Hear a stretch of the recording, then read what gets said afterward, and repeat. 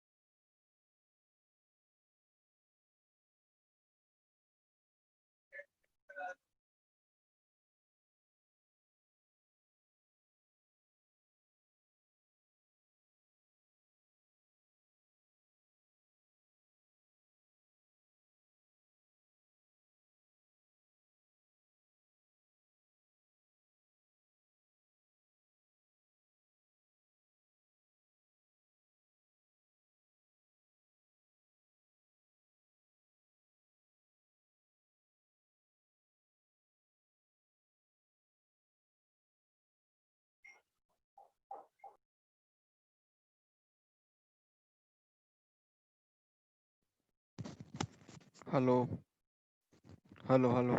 Mic check, hello.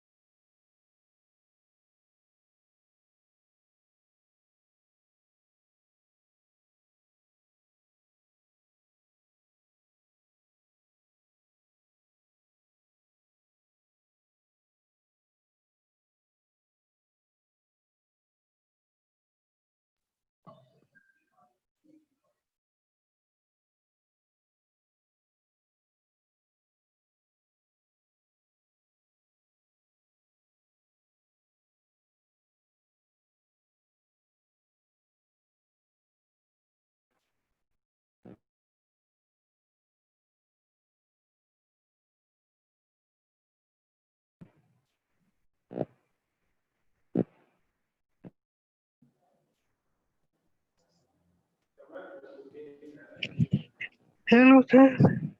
Hello. Sir, can you hear me? Hello. Hello.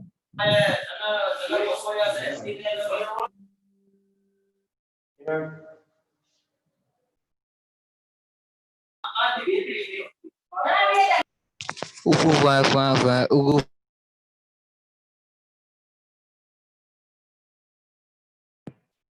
ufu fine fine fine. Ugu fine fine fine. Osas.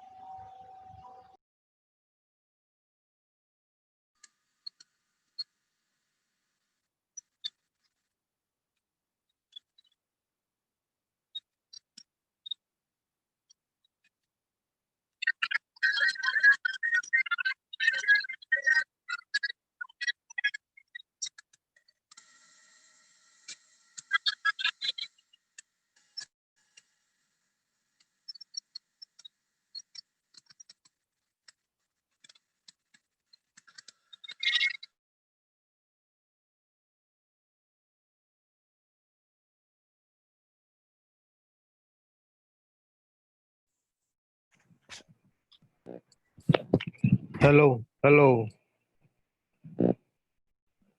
hello.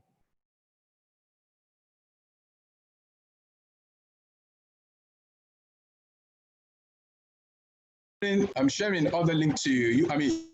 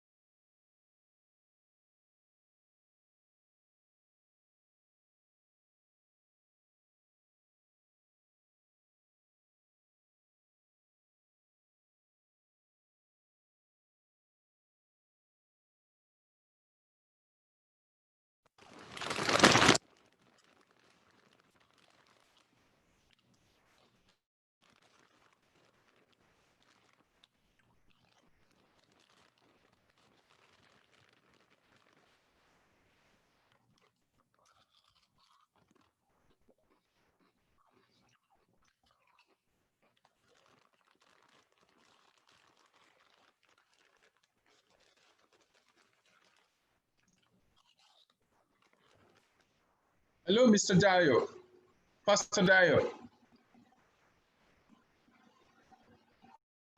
Hello, Pastor Dio. Hello, sir. Yeah, I'm already in. So, you'll be made an host now, but Okay. please, we're trying to put some people back on the waiting room. They look like they invaded the link. Thank you so much. like fans. So please don't add them back from the waiting room, sir. Let them Okay, just let them just wait until we start the program, right? no, don't add them. They are not real members. They are spams. Wow, really? So please, let's be the one adding them to the page because they want to invade the meeting and they can try to be putting some wrong things in. What are the wrong things they are likable putting in? They can be playing porn. Really? Yes. Wow. The host to come up, but because we didn't come up, they felt the meeting has ended. So, immediately we put them on the waiting room. We put them out of the room. So just make sure don't touch them, sir.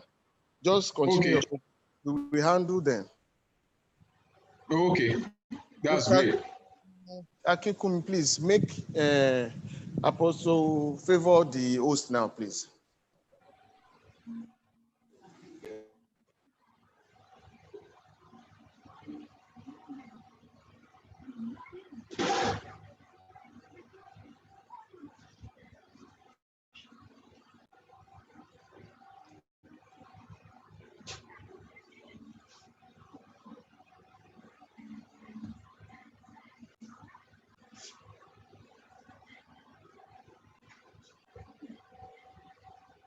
You can take over now, sir. Don't worry. Just be focused on the program. Okay, sir. Oh, that's fine. Okay.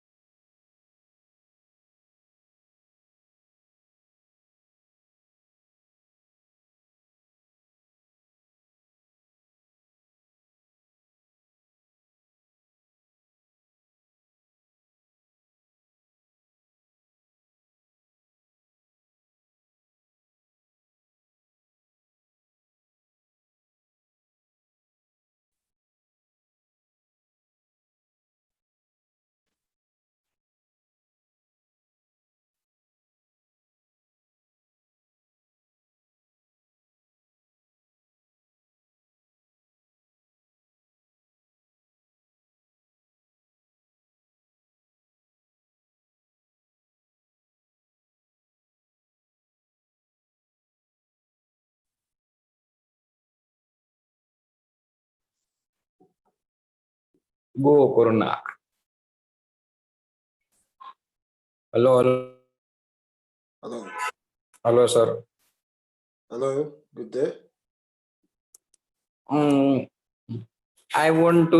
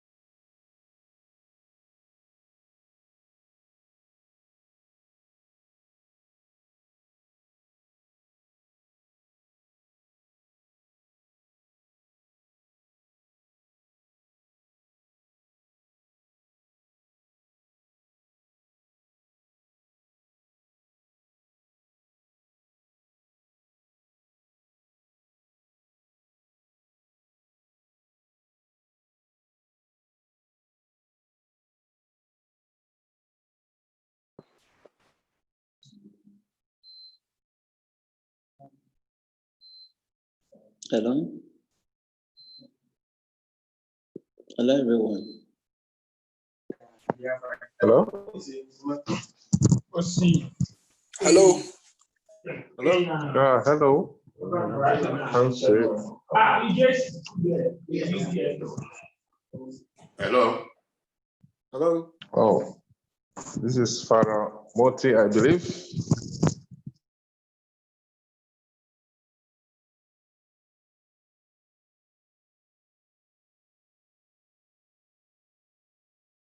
Hello, good afternoon, everyone. The meeting will be starting very shortly. I would like us to just hold on a little bit for the host to come online now. As soon as he comes online, then we start the meeting. Thank you so much for your time. Thank you for coming. And we hope you have a lot of values to gain at this event. Thank you so much for your patience.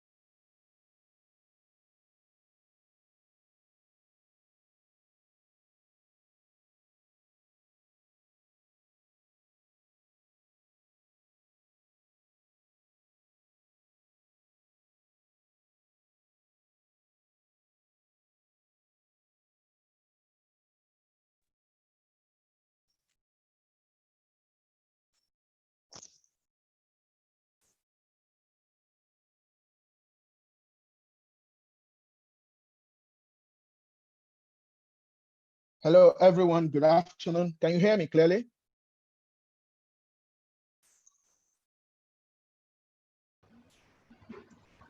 Yes, we can hear you. Oh, thank you so much. Apologies, we're a bit running late for some technical hitches here, but we'll kick off straight away. Good afternoon once again. My name is Temidayo Akinroye, and I've been saddled with the responsibility to moderate this session. This program has been put together by the Third Force, and the title is a Youth-Centered Government. I want to welcome everyone joining us across the globe. I also want to welcome the key speakers. Just to give an overview of today's session, we all know that Nigeria is at crossroad, and then the youthful population is very significant. We constitute about 60% of the entire population of the country, and we need to take strategic steps to transfer this asset into positive impact. If we are not careful as youth, rather than being an asset to our nation, we turn out to be liabilities. So the fact that we are young, the fact that we are creative, the fact that we are visionary does not also make us indispensable. We have seen over the past years a lot of youthful exuberance displayed at the public space. We have a lot of young people who are members of parliament. We have a lot of young people who are governors, and we have seen them displaying some, I don't want to use very offensive term, but they are not good representatives of the youthful population of Nigeria. So this forum is created to enable us to talk and cross-fertilize ideas from speakers and from participants to, chart a new course ahead for youthful participation in governance. So I want to use this opportunity to welcome some of the guests that we've invited to speak. I want to welcome Shiju Ade Adeoye, who is a councillor in the UK. You're welcome. I also want to welcome Barrister Adetunji Omotola, who is the founder of 12 Disciples Leaders. Barrister Adetunji, you're welcome. Let me use this opportunity to also welcome Gbemisola Bisi-Taiwo. She's the CEO of Tel Africa, and she's based in Dublin. Gbemisola, you're welcome. Also, we have Barrister Dele Farotimi, who is a Nigerian political activist, and he's going to give us his own speech today. Barrister Dele, you're welcome. Let me also use this opportunity to welcome Dr. Aina Olusiji, who is a development economist, who is one of the presenters. Barrister Dr. Aina Olusiji, you're welcome. I also want to welcome some other participants who would be involved in the plenary session. This includes people who have contested for position of presidency in the country. First on the list is Mr. Omoyele Sowore, who is in charge of Sahara Reporters. Mr. Sowore, you're welcome. I want to welcome Eunice Atuejide. If I pronounce the name properly, apologies if I'm not pronouncing the name properly. Eunice, you're welcome. Let me also welcome Professor Fumi Adesanya David. Professor Fumi, you're welcome. I also want to welcome Evelyn Okereke. And then moving also to other invited guests who are potential who participated in the presidential election, but then they were aspirants in 2019. Dr. Donat Igwebu. Dr. Donat, you're welcome. I want to welcome Dr. Thomas Wilson. Let me also welcome Matthias Baba Sado and also welcome Jimbo Clement. I also want to welcome Sydney Ero Abuchi. Now, having mentioned all the participants, all the speakers for today, I think it's also important for me to welcome all the participants across the world. You are very unique, and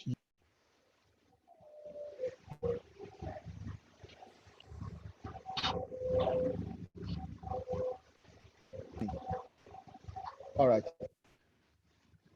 Okay, so without wasting our time, I have on the agenda that we should have a national item, national anthem for the country.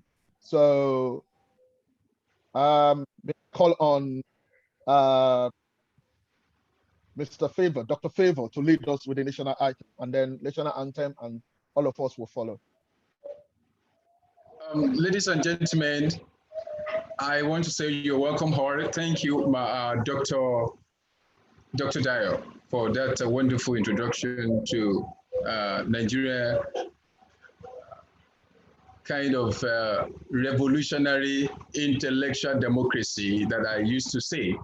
Now, please let us just, I know we are sitting down, you can just lay your hand upon your chest, and we are going to sing the national anthem together, because it is our code to whatever thing we want to do in Nigeria. Please, just the first stanza. Shall we all go and sing a national anthem? Rise, O compatriot, Nigeria's call obey, to serve our fathers with trust and faith.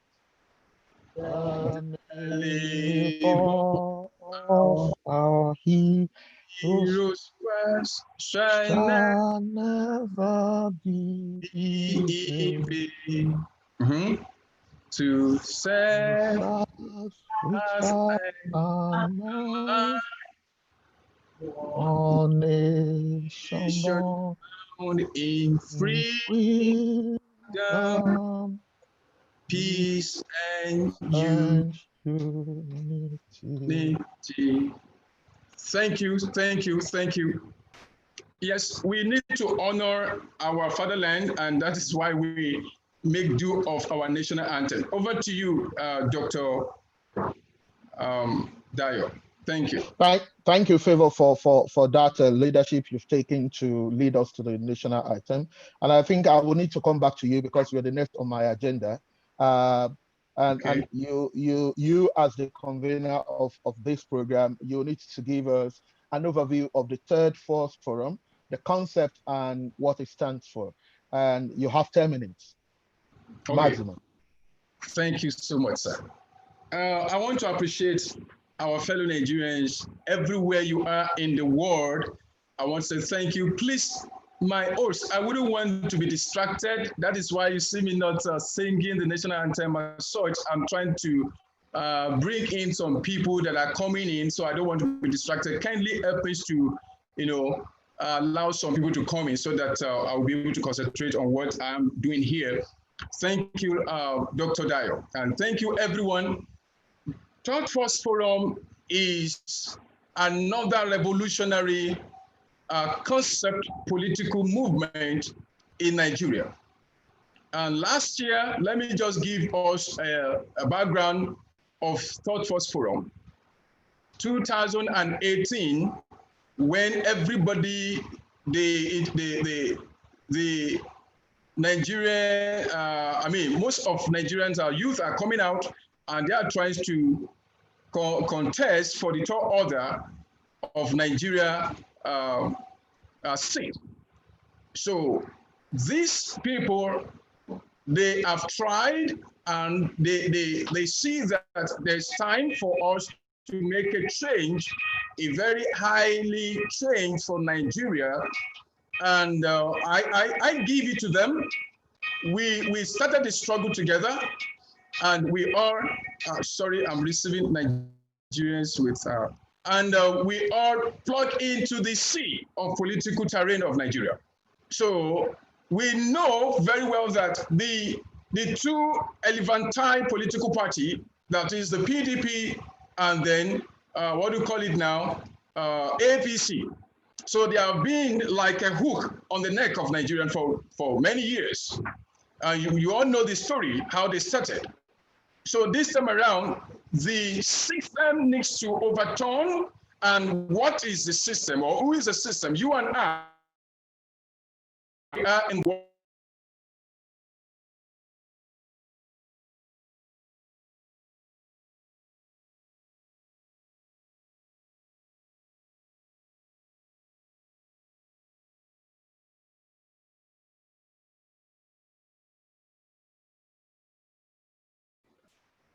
Okay, thank you, host.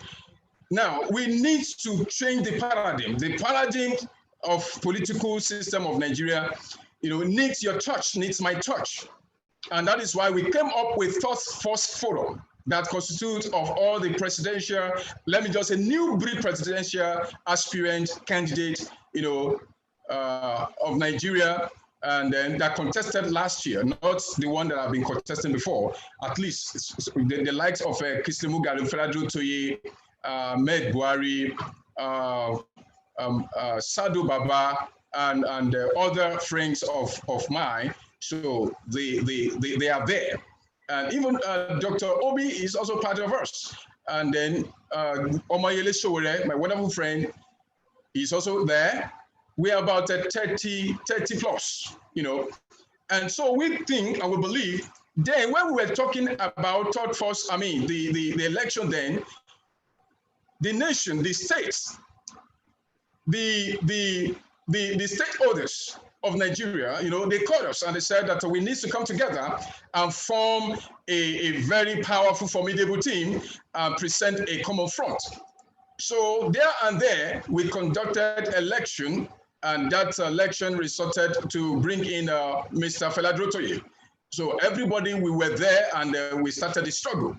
So you all knew what happened then. I don't want to go into details on that one. You knew what happened in Nigeria. You knew everything that happened. And we say, okay, no problem. They have used their power. They have used their money. They have used everything on us, INEC, everywhere, everything they want to use, even for us. They have used it on us. So we backed down, but we did not, totally back down. So we came up and we said, okay, instead of disappointing or going backward or, all sort of, we need to re-strategize. We need to make sure that Nigerian youth everywhere in diaspora, Nigerians in diaspora, they need to come up with this kind of a strategic volume that I call revolutionary intellectual democracy. We all know that the democracy of Nigeria, and I said in my word that when democracy turned kakistocracy, then mobocracy is inevitable. So what am I trying to say in essence is that it is high time for you and I, it is high time for everybody in Nigeria, because Nigeria belongs to us all. It's not for individualistic thing. Nigeria belongs to every one of us. It is our nation. And that is why we must tap into the sea of political terrain of Nigeria. So what am I trying to say basically is that Third Force Forum is not, let me just first of all say is that it's not a political party, but a platform for every ordinary Nigerians to move forward Nigeria, to salvage Nigeria from this kind of mess, to make sure we transform Nigeria from all manner of things that our past leaders or the present leaders has been doing. We believe that if we don't stop, a lot of things will be destroyed. If we don't stop, because I believe, and that is why it is called youth-centered government. Today we are going to discuss, it's going to be let me just say, it is a solution-driven table. They are having their own table. This is our table. And we need to turn the table, because their table is not being favorable. Their table has been like hell on us. Their table has been like something that we cannot even eat from.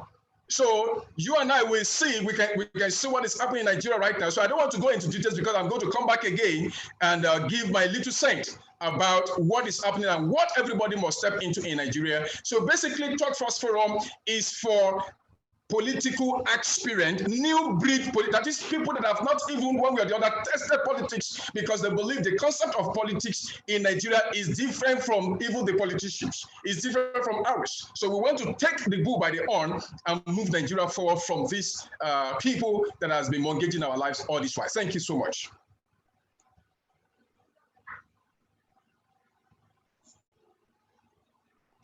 Please, you can unmute Dr. Dayo now.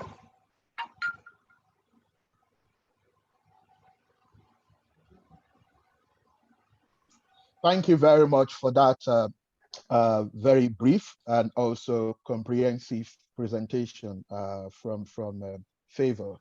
Thank you very much. And I think, one highlight from your presentation, which also I want to reinforce, passing this across to the speakers, is we all know the problem of Nigeria. The problem of Nigeria, it's something that we can discuss from now to tomorrow. But we are here to look at how we can profess solutions, not solutions that are just rhetorics. We've had a lot of speeches, people have given us different promises, but we want to move from rhetorics to reality. How do we address the current challenges in Nigeria? So, and I think we are going to do justice to this topic from across the line of speakers that we have today. So thank you very much for that. So quickly, can we move on to the next speaker? And I want to call on Shiju Adeoye, a councillor from the UK. Shiju Ade will be talking on political corruption and its effect on Nigerian youth. And Shiju Ade, you have 10 minutes and the floor is yours now. Thank you very much for having me. My name is Shiju Adeoye. I was born in Nigeria, but migrated to the United Kingdom. Second generation migrant, so it's my parents that actually came to England for various reasons, which probably not for this platform to disclose. But we are here, and I did my remaining secondary school here in this country, went on to university, of course, raised my family. So I am settled in the United Kingdom, but Nigeria has always been close to my chest, and I keep abreast of the political situation that goes on in Nigeria. Politics, how did I got into politics? I wasn't happy with what was going on here locally where I live. And that should be a challenge for many of us in Nigeria too, that if you're not happy with the situation going on in your home country, you need to do something about it. Not just complain, but we need to get up and do something about it. And with the population that we have in Nigeria and the predicted population by 2050, you can imagine how many young people we're going to be having, and young people are the future of any nation. And we have seen young people in leadership. We only have to look at France. We have Emmanuel Macron. We look at New Zealand for female. You have Jacinda Ardern, and I'm sure one or two are springing forth coming up in Africa. I think gone are the days now where we are seeing gone are the days that we are seeing leadership to be of a certain age, like you have to be 70 and over. Gone are those days. While it's good to have older people to lead us because they bring a wealth of wisdom to us, certainly young people do carry some wisdom too. And sometimes it's best to learn, because I'm watching a particular film now at the moment, Designated Survivor, where this person suddenly became president of the United States of America. It's friction, by the way, became suddenly president of America without any experience. So he learned on the job.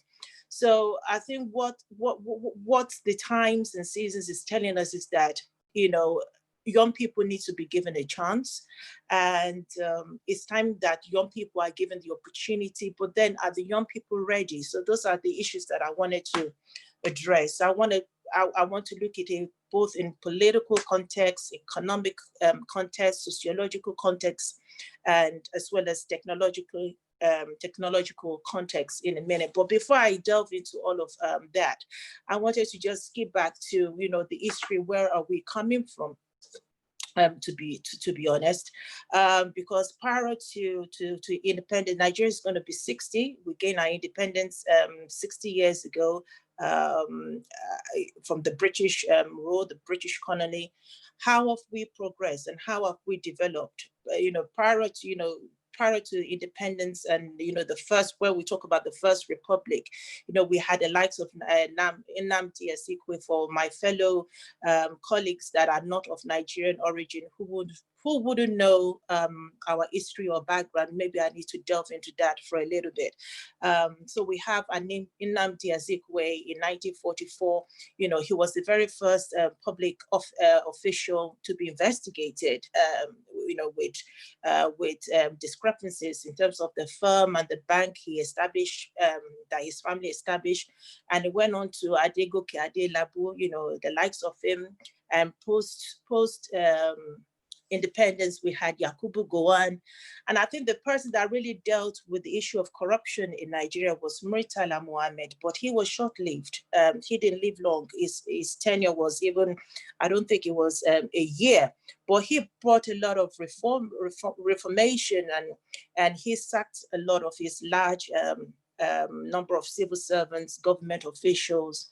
But then what happens if somebody tries to do something right, they get rid of the person. But then we had Obasanjo stepping in, and I think he started well, I believed, because he brought in things like refinery, pipelines, all kinds of programs. We had Festac 1977. I was just born then, so let me give away my age. So I was just born, but I remember growing up, a lot of people referring to Festac 1977, that might be some of our parents would say that's the breaking deal of Nigeria. That's, Nigeria was progressing prior to 1977, but then it reclined. That's subject for debate. We had Shagari coming to power in the 80s. I was just a toddler then, and things were still okay.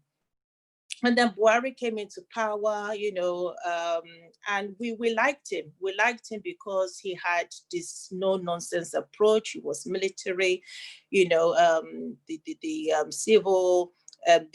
military taking power from civilians. I remember there was a coup, and that was the time my parents actually escaped Nigeria because of the civil war that took place when the military took power from civilian. And then we went on to Babangida's time, and we thought things were okay, but then we knew that the price of Gari was going up. The foreign exchange, there was a time when it was 1-to-1, and then before you know it, it was 12 pounds.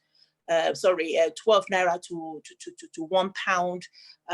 Things were we thought it was hard, but not knowing that it would be worse, as of that time. And that was the time I actually, my parents left Nigeria with the family. And then it got worse, during Abacha time. We all know the story. Obasanjo came back to power. You have Yar'Adua as well. He was short-lived. And Jonathan, of course, which we thought will really do justice, but the corruption that took place under Jonathan's government, because we found crude oil, we found natural gas, we were exporting, the amount of barrels at one point, 2.2 billion in excess of crude oil was vanished, and I can't begin to tell you, the likes of the ministers that we had in power during that time, so it went on. And I think all this impacted the Nigerian youth. It impacted the Nigerian youth in such a way that, universities were going on strike. People are in hardship, and still in hardship. The money is not trickled down to the common man. And how is a typical family supposed to raise their children? Forget raising children, they can't even feed their family, put food on the table, let alone raise the children, send them to school. And we have all kinds of religious organizations setting up schools, and they charge excess amount of money anyway, we won't go into delve into that. But we have seen corruption at every level, that a common man cannot afford to put food on the table, let alone put children through proper education. But people are still thriving. Young people have been industrious. Young people have been creative. Young people have been have find ways to, to break into the economy. And as a result, we saw the rise of film industry, Nollywood happening. The market grew there, we have music, Nigerians took the world stage music-wise. So this is where you see Nigerian youth actually putting their creativity into action. But the dark side of that is that we saw rising Yahoo boys and Yahoo boys, people that are dubious and all kinds of scam, and it's still going. There was one that was arrested in Dubai of recent, of this year. That is a way of life. So, this is the impact of when we have terrible political, corrupt system in Nigeria. And there is no leeway for Nigerians to break, to break through, to make something meaningful of their lives. But then young people can actually take that power back. So there's no good in us sitting complaining that, oh, our government is bad, is corrupt. What are we doing to take the power back as young people? Amongst us, there should be activists. And I just wanted to acknowledge Showore. I think he's going to be speaking later. The likes of him, I must applaud, some of the efforts, the movements that, he carried out, in fighting for justice, in fighting for equity in Nigeria. And I think it's remarkable.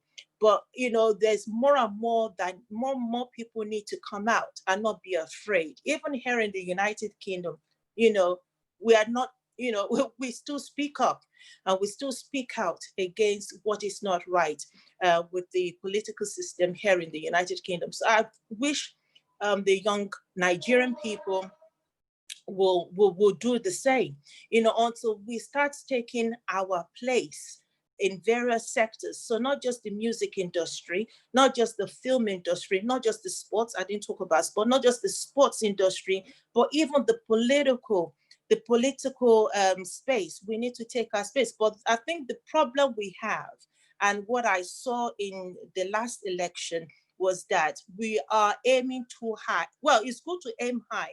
Most of us are gunning for presidential seats, whereby there are other seats that needs to be infiltrated, and we've not done so. So we need to be a bit more strategic. We need to be a bit more specific about how we're going to take every seat from local to national to a federal level. How are we going to occupy those seats? And every movement is very important, it's very critical. President is not just it. Oh, my time is running out. But I just want us to, as young people, to start thinking politically, look at what's happening, in terms of the global influence, what the trends are, and start, we can use that as case study and to inform what we're going to do and how we're going to stabilize the government. Economic wise, how we're going to restore, consumer confidence, that, investors, to people to come and invest in Nigeria, because Nigeria is thriving, Nigeria is budding. And also sociologically, young people take up your space. If I'd had the time, I wanted to take us through the process of, but I don't have the time now. But it's important that we take political office, not just the grand finale, the presidential, but local level. Let's mobilize ourselves locally. Thank you. I think I've gone over my time, but thank you for the brief time that I have to speak. Thank you.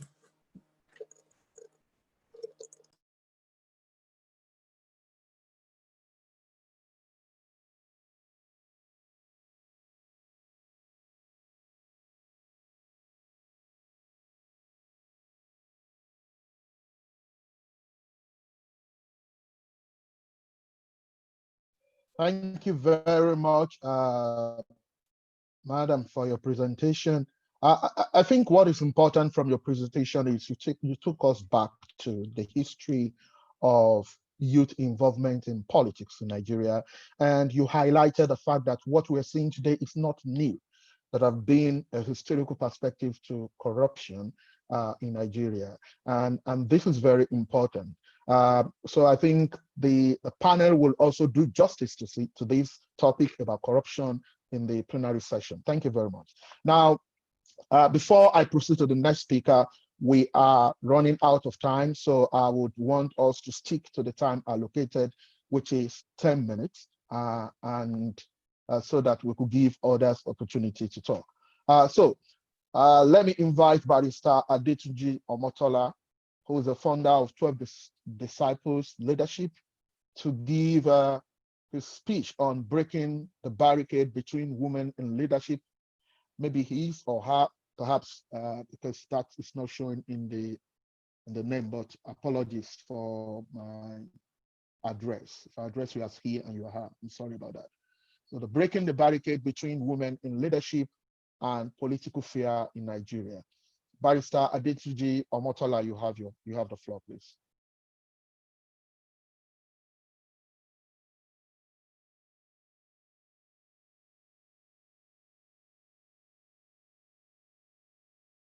Adetunji Omotola, is Adetunji Omotola connected to us now? Yeah, can you hear me? Can you hear yes. me? Okay, I can hear you. Yeah. Oh, you're welcome. Okay, good evening, everyone. You have the floor. Yeah. Okay, thank you very much for this very important intervention. Let me just do a brief intro of myself. My background is sociology, communications, and law. I graduated from the University of Lagos in 1988. I spent 2 years in Maiduguri, the most extreme weather, I suppose, in Nigeria. Finished in Unilife, went to the UK, spent 10 years there. And I went back to Nigeria to qualify as an attorney. And I qualified on the 4th of July, 2001. And since then, I've been in South Africa. And my claim to fame is that I'm a wine consultant. I always laugh and tell people that I get them drunk slowly. But we won't be talking about wine today. My focus will be about women. Now I'm going to go straight to the chase. I think there's a tragedy in Africa, first of all, in terms of women participation. We have over 1 billion Africans. And out of those billion Africans, we have 55 countries. And in all those countries, from Rwanda to Mali to Senegal to Nigeria to Ghana, there's not a single president that is a woman. And recently in Ghana, a gentleman by the name of John Mahama nominated a woman to be his presidential candidate for the NDC, which is the party of Jerry Rawlings. And there's a guy in Ghana who went on radio and said, because this woman is over 60 or something, that she won't be able to give advice to the president because she has menopause. She'll be suffering from menopause or whatever. I think that is a tragedy. I think such a man is a disgrace to the continent. Well, let me, before I even go into the issue of how we can break the barrier, because there is a barrier, and we know there is a barrier. Even in terms of the panel today, I suspect that there are more men than there are women. And one of the things that we try and do, because we're in a country that is very gender sensitive, is that everything we do, we try and put women first. And the reason why we have to do that is because women tend to be able to explain things better, and they're able to get things done better. They're more organized. They produce children. They do a lot of things that men cannot do. They manage their affairs better. I mean, why is it that Ngozi Okonjo-Iweala was switched from a gentleman called Yonov, is a deputy director general at the World Trade Organization? Well, because Nigeria wanted to have a stronger candidate, they put Dr. Okonjo-Iweala ahead of this gentleman who's been in the system. That is a measure of the success of the woman. Well, let me, before I go into details about what we need to do to change the narrative, especially given that Nigeria is the largest economy in Africa and is also the biggest population, and we produce the most amount of oil, even though we tend to squander it with speed and alacrity. Let me read something to you from a gentleman that is the president of a Nigerian association in a debate that we had yesterday on a WhatsApp group. And this is his response, but I don't need to tell you what I wrote, but you get a sense of that. He said to me, at Tunji Omotola, in politics and community welfare associations, position is not given or taken by individuals through their participation and involvement in the body, from where they expect to be recognized. People are tested and proven to be worthy of the office they desire to occupy. Appointment of any individual or persons into certain office, especially the Board of Trustees, will also depend on their disposition towards the progress of the association and their general participation in the overall growth of the association or community they wish to serve. He then goes on to say, a river does not drown one whose feet or body is not seen in the water. He then went on, we encourage women participation on the basis of individual availability or participation and engagement to service. We cannot go house to house begging husbands to release their wives or women to come and get involved. We appreciate women who made themselves available. We have great women in our organization doing great things. Before the inauguration of the BOT, myself and the Vice President, Alaji so-and-so, personally engaged some women to take the appointment into the BOT. And they were unavailable because of their personal reasons, which I won't put forward here. We consider gender inclusion and take it very serious. We can only engage those that show commitment and avail themselves to serve. Our organization holds women in high regards, but are basically interested in their availability and their commitment to serve like their male counterparts. We encourage participation of both sexes, ethnic groups, and organizations to make our organization great. We are work in progress. Together we can do great things. So what I wanted to do with that statement, which was sent to me about 10 p.m. as I prepared for this conversation, was to say to you, in this country, South Africa, there's clear evidence of leadership of women. In the ANC, for example, there are 80 members of the National Executive Committee, and 50% of them are women. In the cabinet, 50% of them are women. The only area where there's a little bit of doubt is at the top 6 of the ANC. So you have the president, the deputy president of the African National Congress, you have the secretary general who runs the party, you have the treasurer, you have the deputy secretary general, and the chairman, who is also the minister of minerals and energy. Now, there's only one woman in the top 6, and that is unfortunate because previously there were more than one, there were 2. So they've regressed. So what I'm trying to say to you is that if in this country that women are part of the leadership, they were part of the struggle. In fact, this country, the youth, the women, the clergy, everybody was part of the struggle against apartheid. And the system in this country is different from Nigeria because we never had apartheid. We never had racism of the scale that South Africa has. Well, I can also say to you, in the Nigerian community, because our community is a reflection of where we come from. We come with our attitudes, with the religious beliefs that we have, our backgrounds, which whether it's patriarchy, whether it's polygamy, those things are in our DNA. So what I have seen in the Nigerian community here, before I go to Nigeria, because Nigerian community here reflects what we are back home, is that there is no sensitivity towards gender. Every single Nigerian organization is led by men, driven by men, organized by men, and the women are really given a voice. I'll give you an instance. About a month ago, we were on a webinar with the chairman of NICOM, or the DG of NICOM, Madam Abike Dabe.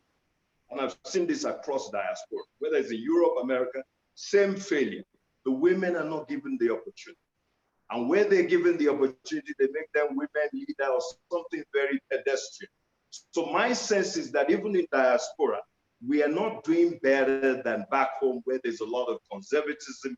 Maybe in the north of the country, we have Islamic faith, which doesn't really give women the same kind of oxygen as other faiths. But the reality is that going forward, what can we do to change? Now, the first thing I'll say is that, do you treat your daughter differently from your son?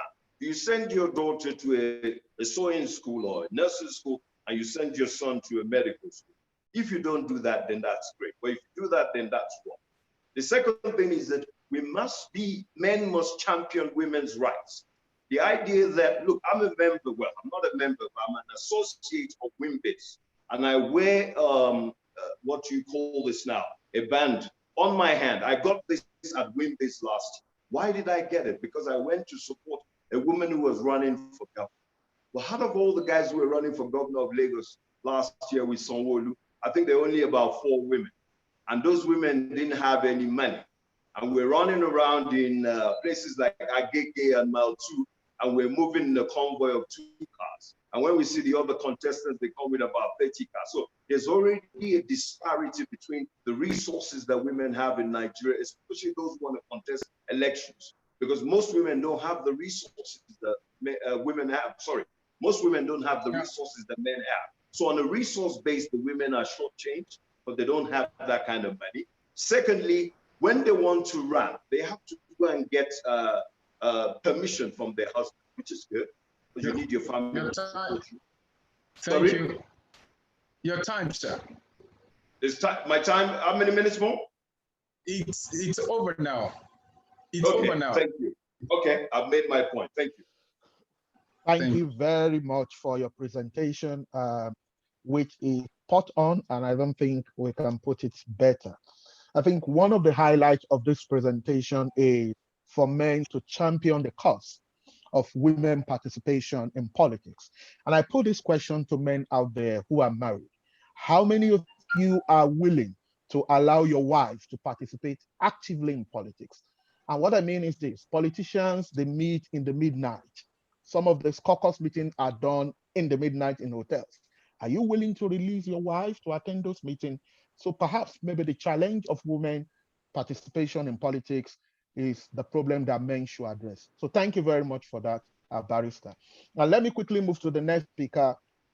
And then we are now becoming gender sensitive. So this is a woman, we're bringing a woman in now. Gbemisola Bisi Taiwo, Barrister Gbemisola Bisi Taiwo. She's the CEO of Tell Africa, and she's going to give her presentation on social media, youth, and governance. Gbemisola Bisi Taiwo, you have the floor.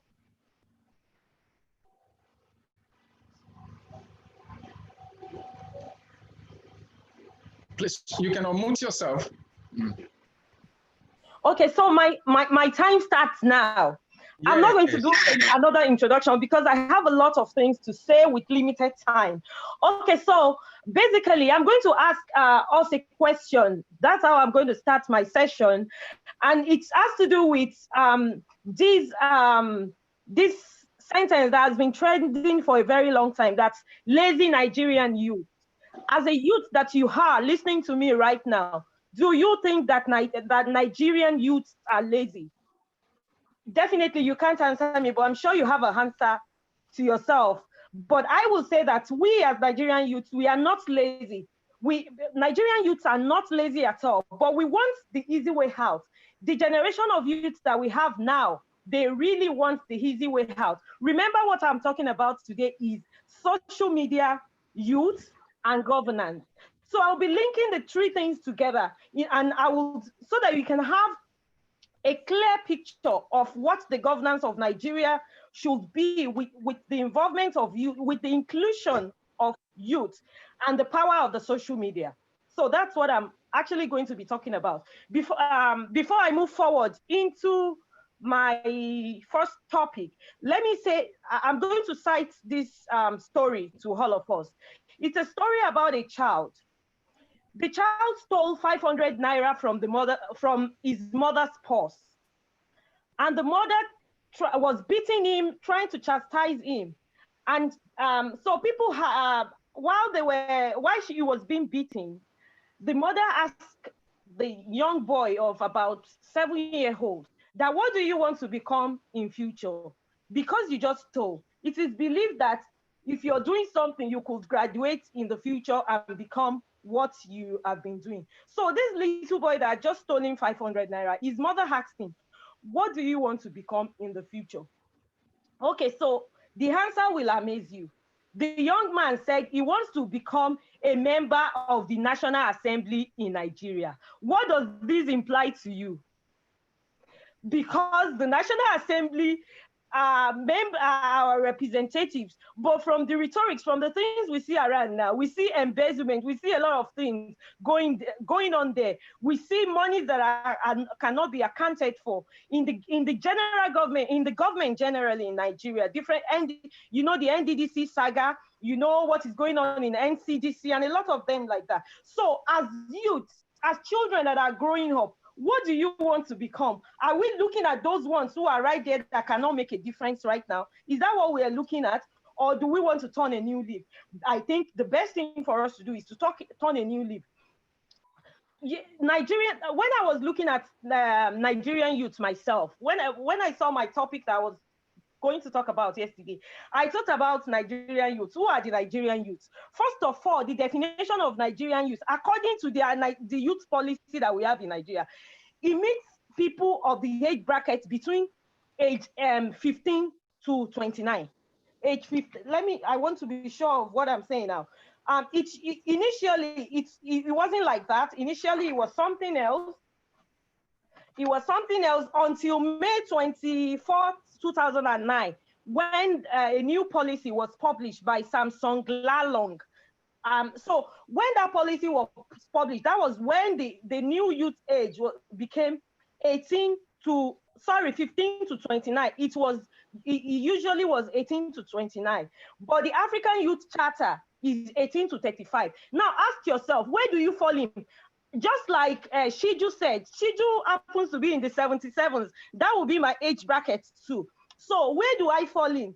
It means that we are, our generation, those people between the ages of 29 and 35, they have been disenfranchised from being a youth. So even calling ourselves youth and saying that we have to do something, we have to make a difference, we do not even have a constituency. How do we want to have a constituency? These are some of the things that we need to talk about as Nigerian youth.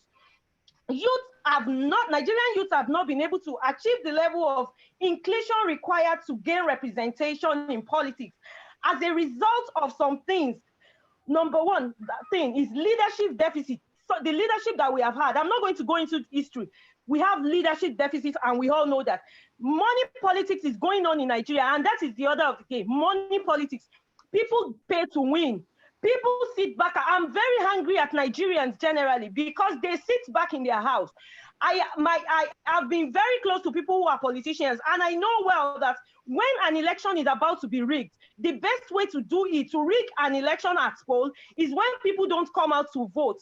People disenfranchise themselves and allow people to rig the elections.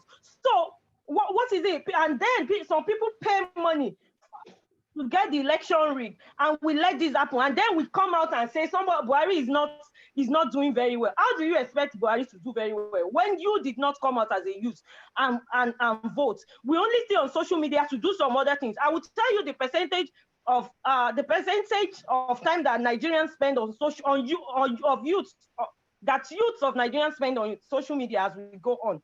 Another thing that is not allowing us to be well represented is poor internal democracy among the establishment parties.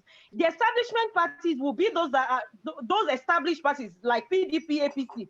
Their democracy is so bad that it is not democracy. It is actually moneytocracy, because it is when they have money that how do they expect me to get a nomination fee of 22.5 million naira? 22.5 million naira to contest a gubernatorial election. Where do Nigerian youths want to get that? Except indirectly, you are telling us to go and do Yahoo Yahoo. You don't get it. So where do you expect them to get? To be a president in Nigeria, your nomination form in some of this party, to be a president costs 45 million naira. That's $25,000 US. To contest as a governor, you have to pay 22.5 million naira. That's about $60,000 US. To be a senator, you have to pay like 7 million. And to be an House of Rep member, you have to pay 3.8 million naira. Now, how do you want to get that? And do you expect these people who pay this amount of money, do you want them to get into power and not get their money back? This is profiteering business. Now, let me tell you, it is no longer service. If I pay that amount of money to contest a position, I'll be very happy to hand my money back. It is no longer service. It's just Nigeria has become an article to be sold. I hope I'm not running out of time. So when you talk about Nigerian youth again, I divided them into two categories: the Nigerian youth at independence and the Nigerian youth after independence. Jesus Christ is Lord. So I said something about governance that I have to really itch about, and the power of social media. So let me move on. For you to have a perfect governance, there is rule of law, has to be transparency, responsiveness, consensus oriented. That is, you consult with people, effectiveness and efficiency, using the best resources that you want, the capable hands, accountability, equity and inclusiveness, participation. You see, it is difficult to have a good governance, but we are able to achieve it if we are well-intentioned. Well-intentioned people who are determined will get good governance. So then there's something about the power of social media. I asked that some screens should be shared, but I think the time is not my friend right now. We have power with the social media. Nigerian youth, we use the microblogging, photo sharing. We use Facebook and all of that. What are we using them for? We must note, however, that the social media cannot win elections. It is the grassroots that can win election. So we must learn as you to learn to work with the grassroots level first. Like Shijo Ade suggested earlier too. It is very important that we discover who we are. Who are you as a youth? You don't just want to go and contest as a president. What can you do? Define yourself, find who you are, develop yourself and act. And we should stop dragging ourselves down. Some youth are just there. Ken Chris and Timothy, don't stop dragging people down when they are talking. We need to give ourselves power. We need to, no matter what our weaknesses are, we should give ourselves strength. That is how we can make it. And we should use social media. I think the time is not my friend. Let me just leave you now. Possibly I will have another chance to talk again. Thanks for having me. My name is Gbemisola Bisi Taiwo. I'm from Okegbo in Ondo State, Nigeria. Thank you.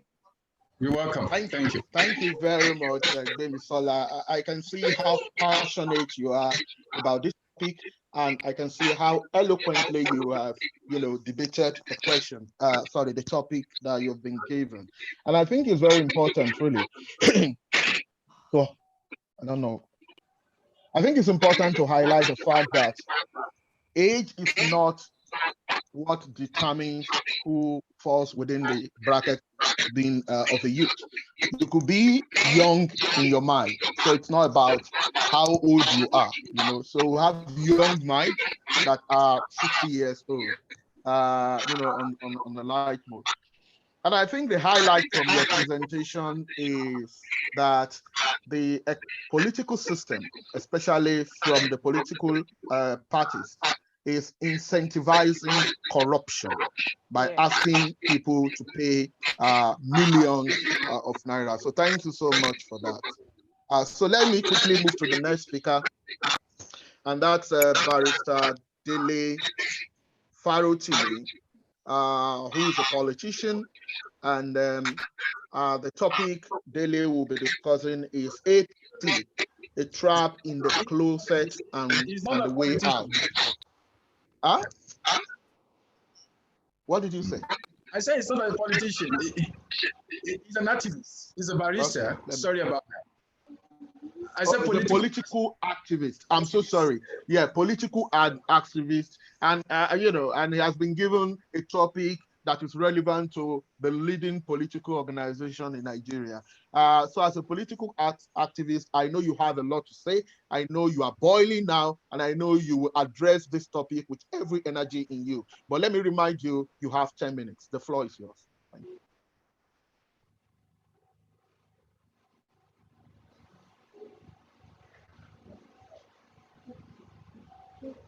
you. Is he in the house? Hello, barrister? Dele Farotimi, are you in the house, or we should move to the next speaker, please?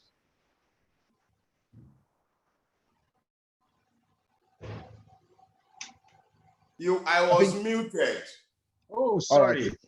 Okay, so he's back. Even the video, you have to free my video. I can't start my feed.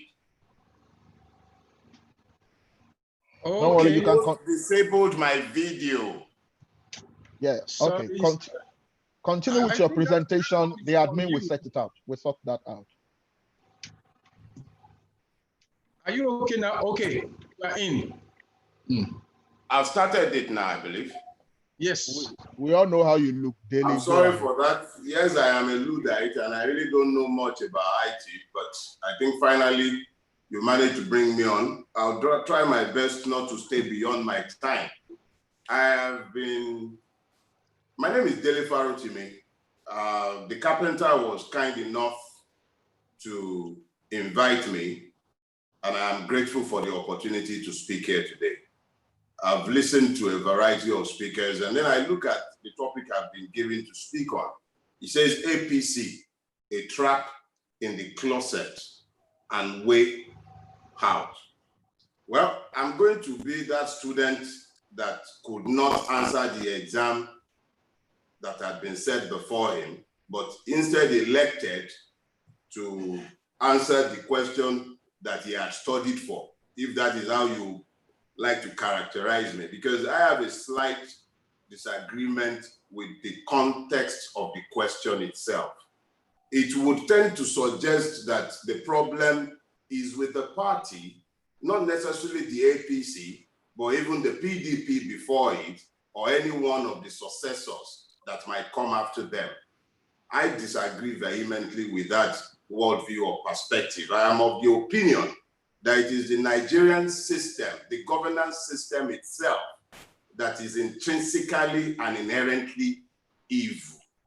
It is my opinion that regardless of the participants in the system, until such a time as when the Nigerian governance system itself, the totality of our governance system is comprehensively reviewed and restructured.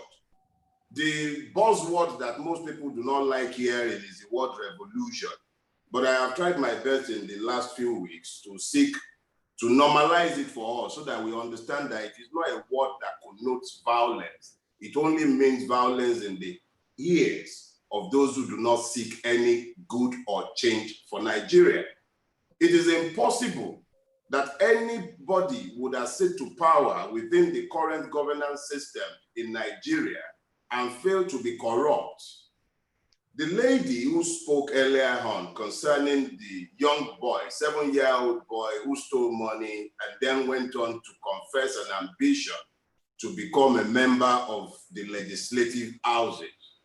She could jolly well have said the boy wanted to be a governor or a councillor or a local government chairman. The reality of the matter is that what denominates and runs through each and every one of our political offices and systems is what you would refer to as corruption, but it is not corruption. It is actually impunity, because we are running a governance system that has created 2 layers of citizenship. And it is until when you have fixed this problem that you can begin to speak in terms of citizenship, in terms of nationhood. I was interested in listening to the rendition of our national anthem.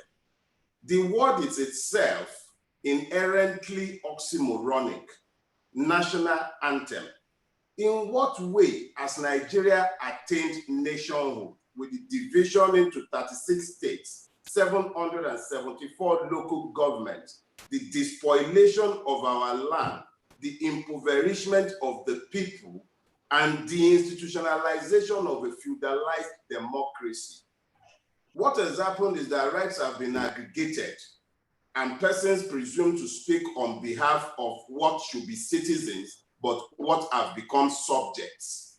We might seek to find contextual arguments against this. We can attribute it to religion, but the religion in Nigeria is just as complicit in the mess as the governance system itself, because religion, both Christianity and Islam, is not reflective of any values that you will find within the Nigerian space. We have been rendered most perverse by a wicked governance system So pardon me when I say this. The trap is not really the APC. The trap is the Nigerian governance system.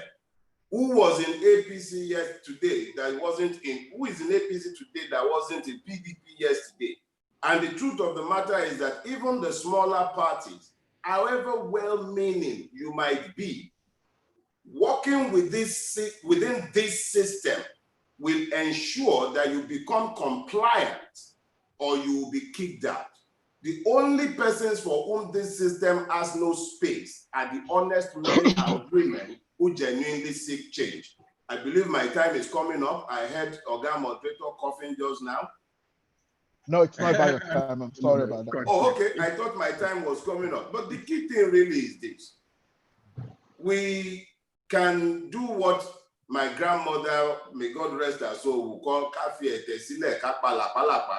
It means that we should ignore the leprosy and proceed on a ringworm curing exercise, which is what a critique of persons or entities within a much wider, immoral, corrupt, and evil system. Because there is no part of the Nigerian governance system that you are going to look at that you find any succor. The reality of the matter is that if we are truly desirous of changing Nigeria, even those who have political office ambitions, I have none. Let me declare it again. I have none. As long as the 1999 Constitution is in operation, I will never seek or accept political office. So let's be clear about that. But here is the point. You cannot find sane accommodation for this evil system without becoming complicit. Your participation actually legitimizes to a very large extent what should not even be tolerated in the first place. My own view is that whether it's the APC, whether it's any one of the nice brand new parties that you have brought together, each and every one of them, if they must find engagement with this system, would have to find a way to embrace evil.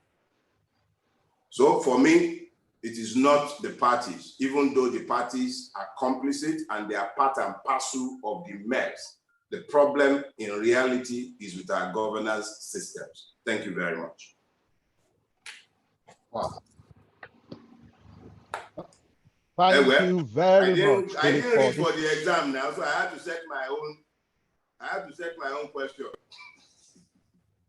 Well, I mean, that's a smart way to address a topic that you've been given, which you consider that it's not appropriate. And I think, you know, having listened to your presentation, we agree with you that the problem in our country, it's not a problem of political party, it's a systemic problem.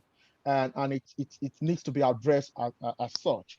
And you mentioned a very important point that is very, very dear to my heart, that the existing system of governance in Nigeria is not reflective of any of the constituent parts of that federation.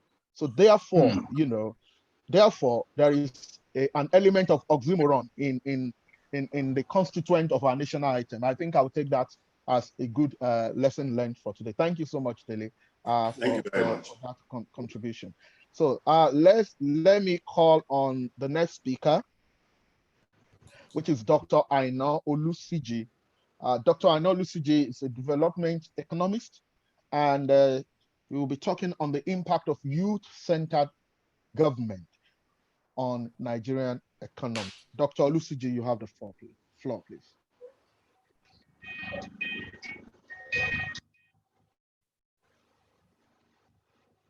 Dr. Olusiji, please. I think the admin needs to unmute him. He's muted at the moment. I can see him. He's smiling and he's eagerly waiting to start, but he needs to be muted. Sorry, unmuted.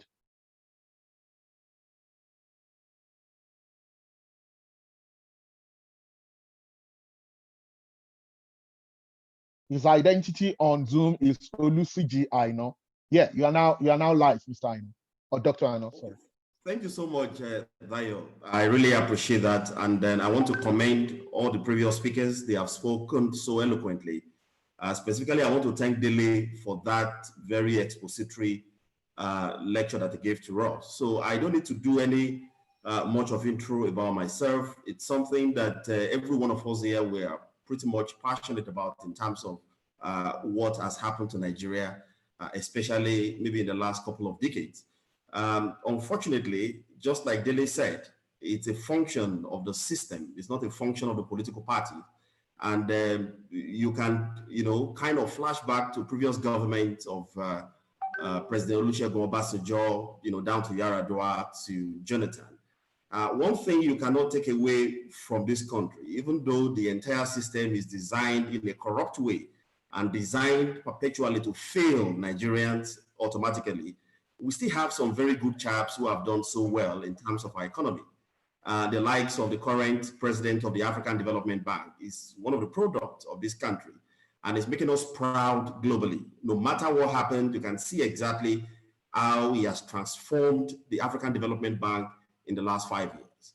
If he can do that, it's also to tell you that something can be done about this country. However, because of time, one thing that keeps resonating in my mind when this topic came to bear is that I love to compare Nigeria with a country that got independence almost the same time. And the first country that came to my mind is Singapore. And when I look at Singapore, the first question I ask myself is that how old was the president, the prime minister of Singapore when he took over the reign of power in 1959? He was born in 1923 and he took over the reign of power in 1959 at the age of 36 years. That was the age. And one beautiful thing that happened in that country is a reflection of our nation, Nigeria. We will be 60 years in a couple of months from now.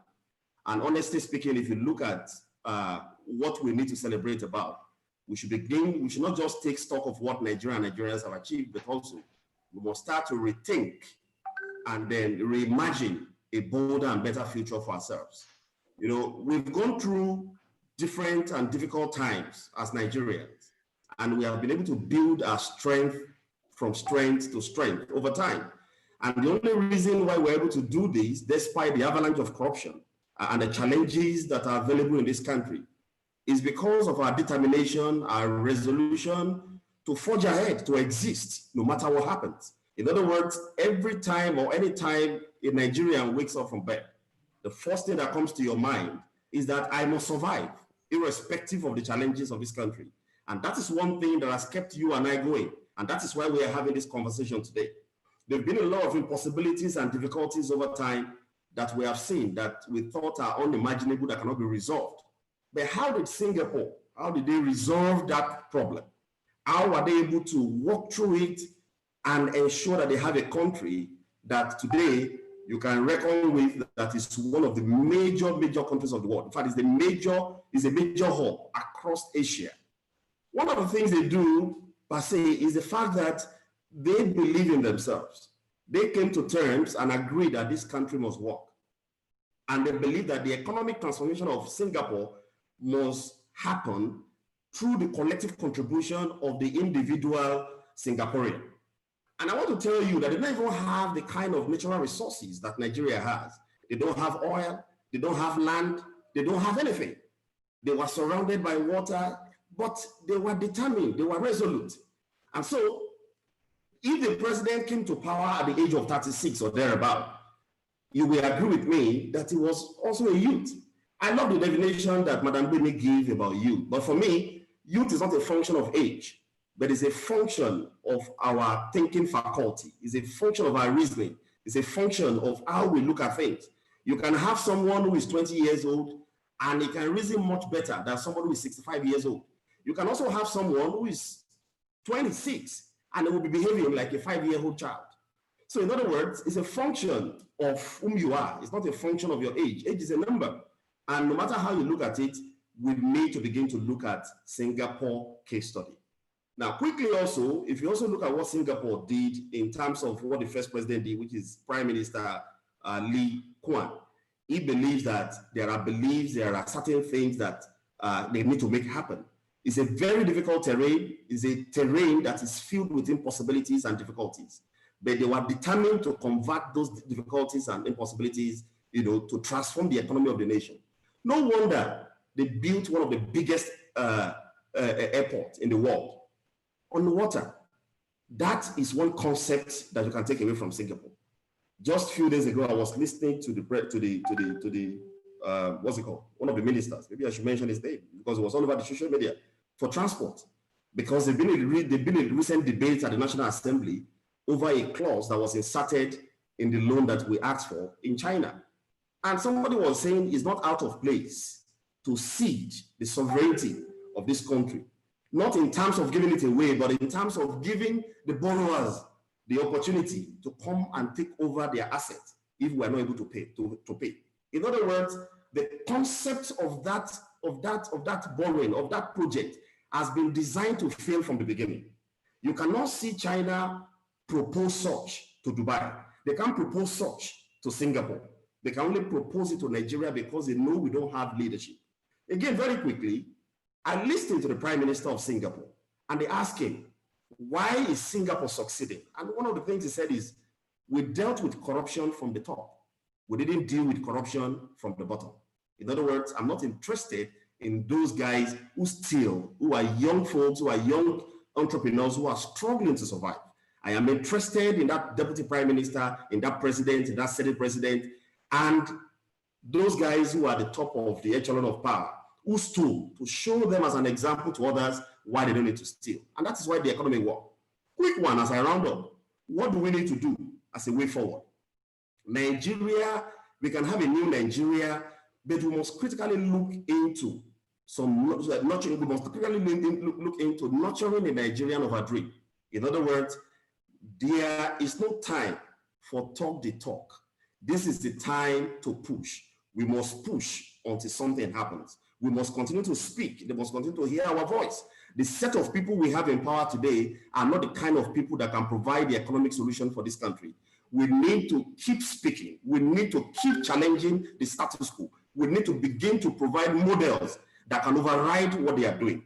Nigeria can become the next Silicon Valley of the world if only we can thrive in our technological power in the way that we do agriculture. We need to begin to bring some very, very, very, very good innovations in our technology. Today, you see a lot of Nigerians who are succeeding all over the world using technology to do all manner of, fraud and the rest of them. How do we convert all this intellectual property into use in Nigeria to transform our economy? Agriculture and technology is a way out. There's no doubt about it. You will see some kind of venture capitalists already who are doing a lot in the agriculture sector. They will tell you if you invest your 50,000, it's being insured by the insurance company, you can gain 21%, 23% over 6 months. That is the work of venture capitalists. We need those venture capitalists all over the world to invest in Nigeria, to transform our agriculture, to transform our technology. And that way, Nigeria can have some relief. We can have our economic transform. It's not only, yes, we need the rail, we need the road, but we know that beyond that, what are the potential of the young entrepreneurs to utilize those infrastructural facilities that they are bringing in from China? We have not empowered them. Our educational system is in a state of fiasco. How do we ensure that our educational system can be transformed in a way that we can compete with those ones at the global level?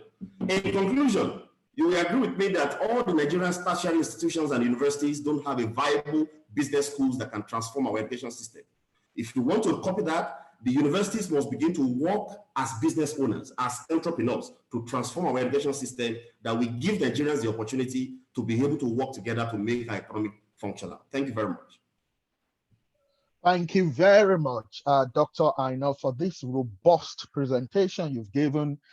You have not just highlighted what the challenges are, but you've really helped by also signposting what the potential solutions are. I find it very interesting that you mentioned the case of Singapore, which is a country that has a comparable socio-economic characteristics like Nigeria.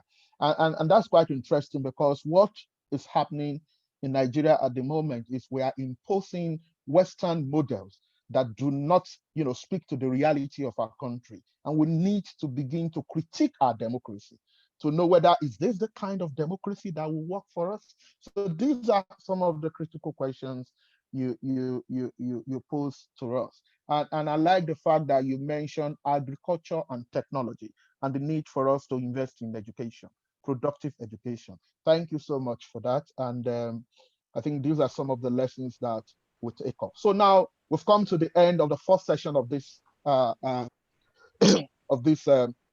forum. We are moving to the next session.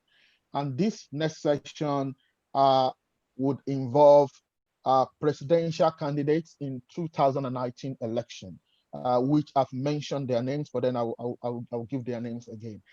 Now, this session is very critical and very important.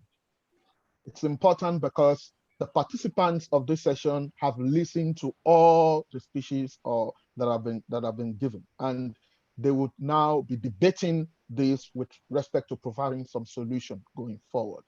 But let me say this: in 1980, or probably 1979, when Obasanjo was handing over to Buhari, he emphasized that the youths of today are the leaders of tomorrow.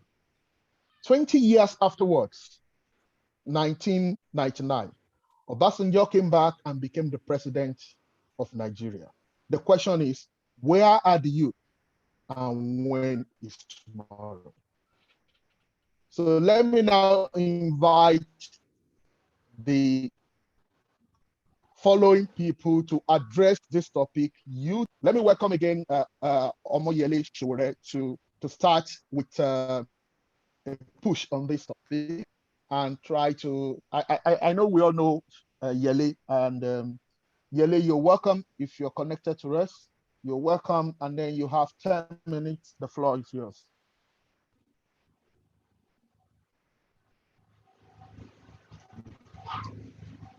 I hope he's around, so. Is Yele connected?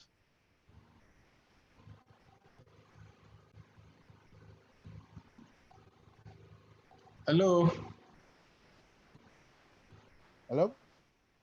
Maybe you can call on somebody, Okay, let me move to the next person, which is okay, because I'm trying to figure out he's not yet around. I don't know if he's around. Probably you move on to the next person. All right, so Eunice Atuejide, can you start this topic with us in the absence of Omoyele Sowore? Youth, election, and godfatherism in Nigeria. Eunice? Is Eunice not around also? Okay, moving forward, may I have the pleasure to invite Professor Funmi Adesanya Davis, who's part of the team, to also shed light on this topic.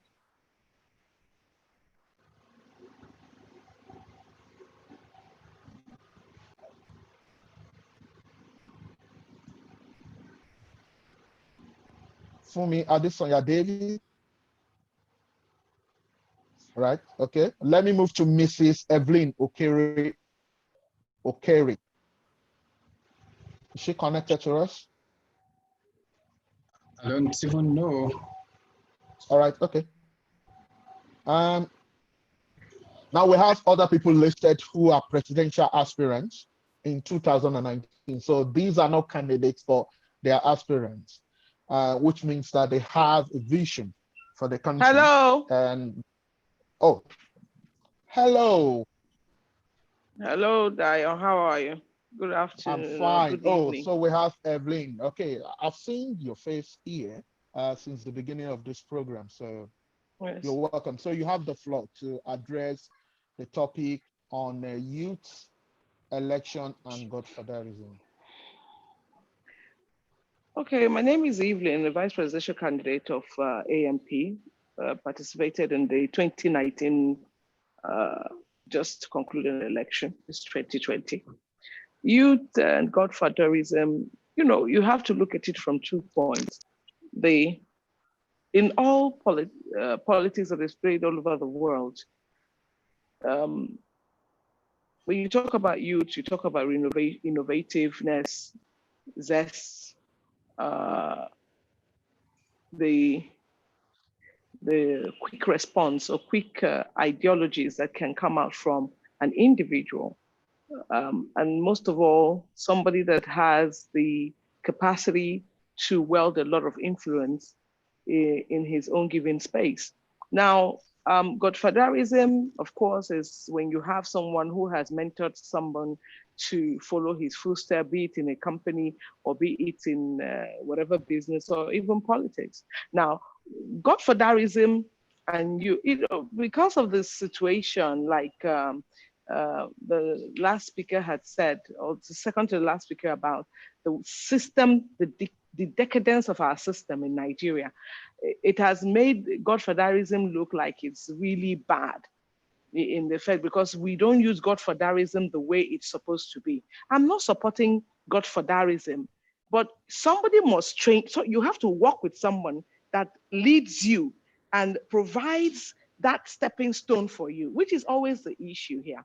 Before you can be an MD of a company, we're talking, let me divert into business, entrepreneurship.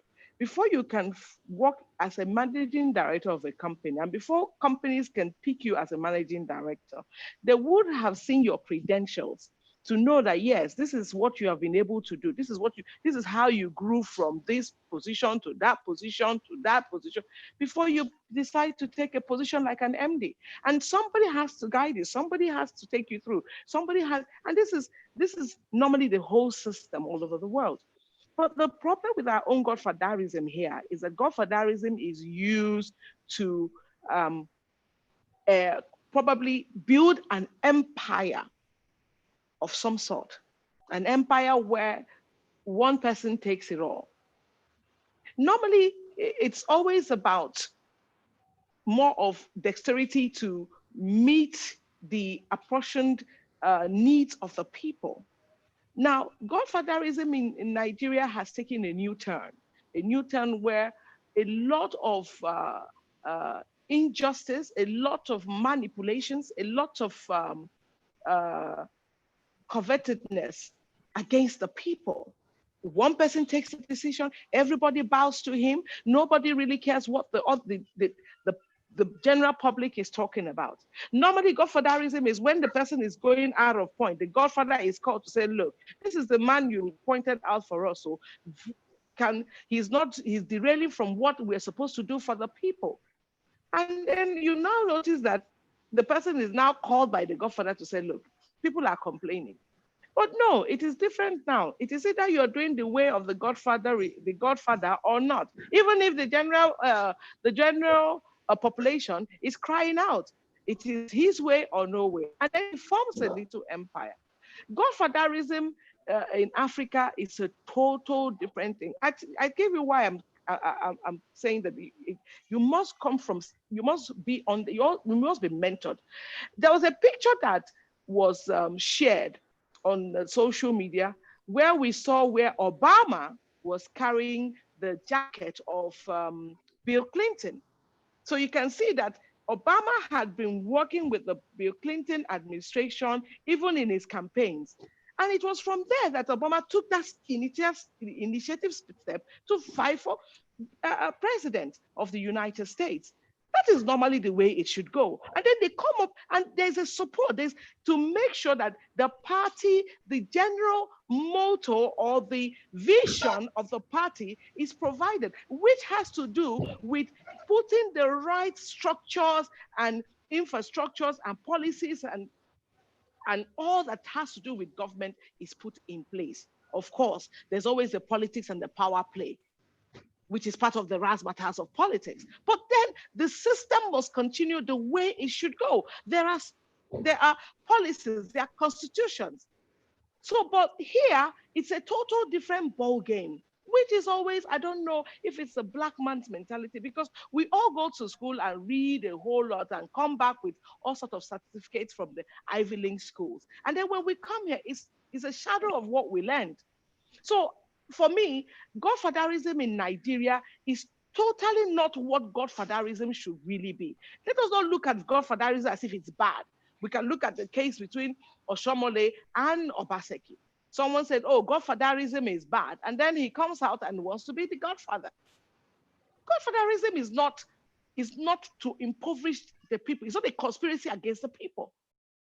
How much is really enough? You must give room for the person who you have picked to take a particular position to run the affairs of where he has taken. After all, you ran yours as well. And that is why the decadence of this of the system is becoming worse by the day.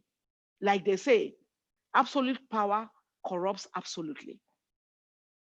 It means that when you give the godfather too much power, he begins to wield too much power and he begins to see himself as a demigod, which shouldn't be, because it should be for the general public. Because again, the godfather is going to be on this, he's going to walk on the same road.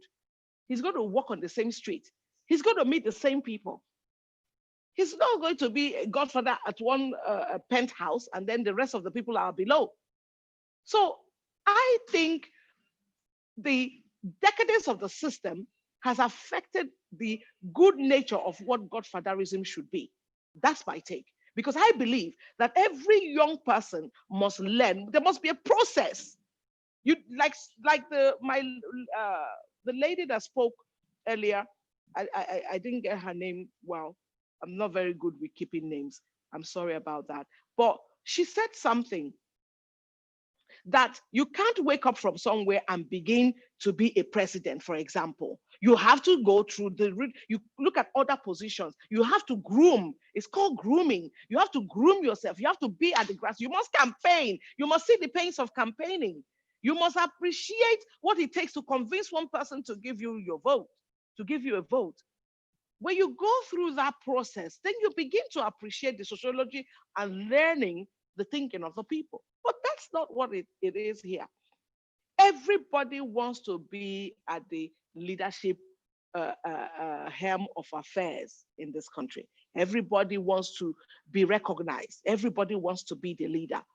But you have to be groomed. You have to go from one step to the next step to the next step to be whatever you wish to be. Thank you very much. Yeah. Thank you very much, sir. Okay, sorry, our moderator is, okay, let me unmute you, sir. Please, can somebody do that for me? I'm not there yet.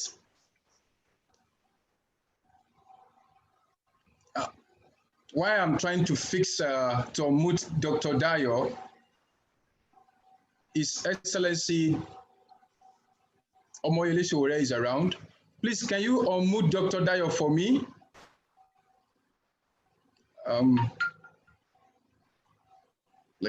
Sorry, I need to come back here. Okay. Thank you so much. Yeah. Yeah, I thought maybe that's another fourth forces coming to shut me from speaking. Stop me from saying. So sorry, Dr. Dayo. Sorry, Omoyele Sowore is around, and then Sydney is also around. I'm trying to see others that, I'm talking about the presidential candidates. They're around, so I think you can call them. All right. Thank you very much, Evelyn, for your presentation.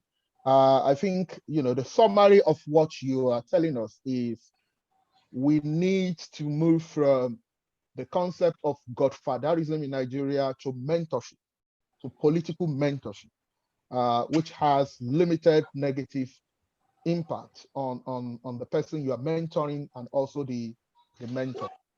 Thank you so much for that. Can I invite Omoyele Sowore to talk on youth election and godfatherism in Nigeria within the next 10 minutes. Omoyele Sowore, 10 minutes, please. Yeah. Thank you very much. Thank you for inviting me. The carpenter, he did a fantastic job putting this together. I wanted to tell you that you should stop calling people, Your Excellency. There's nothing excellent about anybody who has been in governance in this country, and we should discourage it. And it's part of how the Godfather mentality started, that you start calling people names and appellations that they don't deserve. And what we did, as you know, in 2019 was to demystify all the Godfathers. And in saying this, it had to do with money bags, it had to do with the traditional rulers, had to do with the people who call themselves the Lordship, both permanent and temporal. I personally was invited several times to meet former President Olusegun Obasanjo, and I said that would never happen in my lifetime as long as I'm practicing what I preach, because he has not added any value, in my view, in my lifetime to the political evolution of Nigeria to make me visit him. When I accidentally found myself in the palace, it became a fiasco because I was a stranger there, having to listen to a traditional ruler that I know also had no value to the politics of the country, including their history, both through slavery and our recent political experience as well as colonialism. So what am I trying to say, guys? We don't need godfathers. Any politics that can move Nigeria or that will move Nigeria to a new level of progress must destroy godfatherism. You must not create godfathers, because godfathers will create godsons, and godsons will become godfathers. And this circle, this revolving door of destruction, of subjugation, of oppression of our people comes from that mentality that you don't need godfathers who were thieves to grow people who want to develop Nigeria of the future. You don't need godfathers who are liars. You don't need, in fact, I had to say recently, and I know I don't have much time, guys, that if we take our country back, every place that has been named after our so-called former leaders should be reverted back to normal names, We can even name them after animals, goats. It's better than some of these people who have led Nigeria in the past. It is the reason why I have never deceived myself that for you to have election in this country, there has to be a completely new order. And the young people of this country, when I say young, again, let's be very careful and use the word advisedly. Being young doesn't mean that you are within the age range of what the United Nations say young is. It has to do with your heart. And sometimes also being old doesn't mean that you are useless, but it has to do with ideas. So I don't hate old people, and I don't think that every young person is good and every old person is bad. As a matter of fact, today, a lot of young people are more destructive than the old people that we're fighting against, or we have been presented, that has been presented to us as our enemies. The people who defend the destruction of Nigeria with the last drop of their data on Twitter, on Facebook, on Instagram, they're young people. The ones who will attack you when you are doing what is right, but we celebrate a criminal, they are young people. The ones who are waiting to become even worse than the old people you are complaining about are young people. We have had people who are below the age of 40 become governors, and they are worse than the people who are in their 70s who are governors. But that is not what I'm here to talk to you about, is that when you look at all of this holistically, gentlemen and ladies, and I've had some very impressive presentation by the ladies amongst us, we must reset the system. There's nothing else we can do. We cannot, this system as it stands today, the Nigerian system as we call it, is not a place that can be called a nation. It's just a country, that is just part of the number of countries listed amongst countries that has a flag, but cannot be called a nation because it doesn't serve the interests of anybody. It doesn't have any cultural cohesiveness. There's no justice within it. There's no value or a value system that protects and promotes honesty, development, progress. So those are things that we must deal with, and we cannot deal with it, ladies and gentlemen, without having a clash. For every time, yes, for every time there will be a transition of civilizations, there must be a clash. And it's the reason why I am urging you guys, please don't waste your time waiting for another election. The election of 2023 the results have been written, the winners have been announced.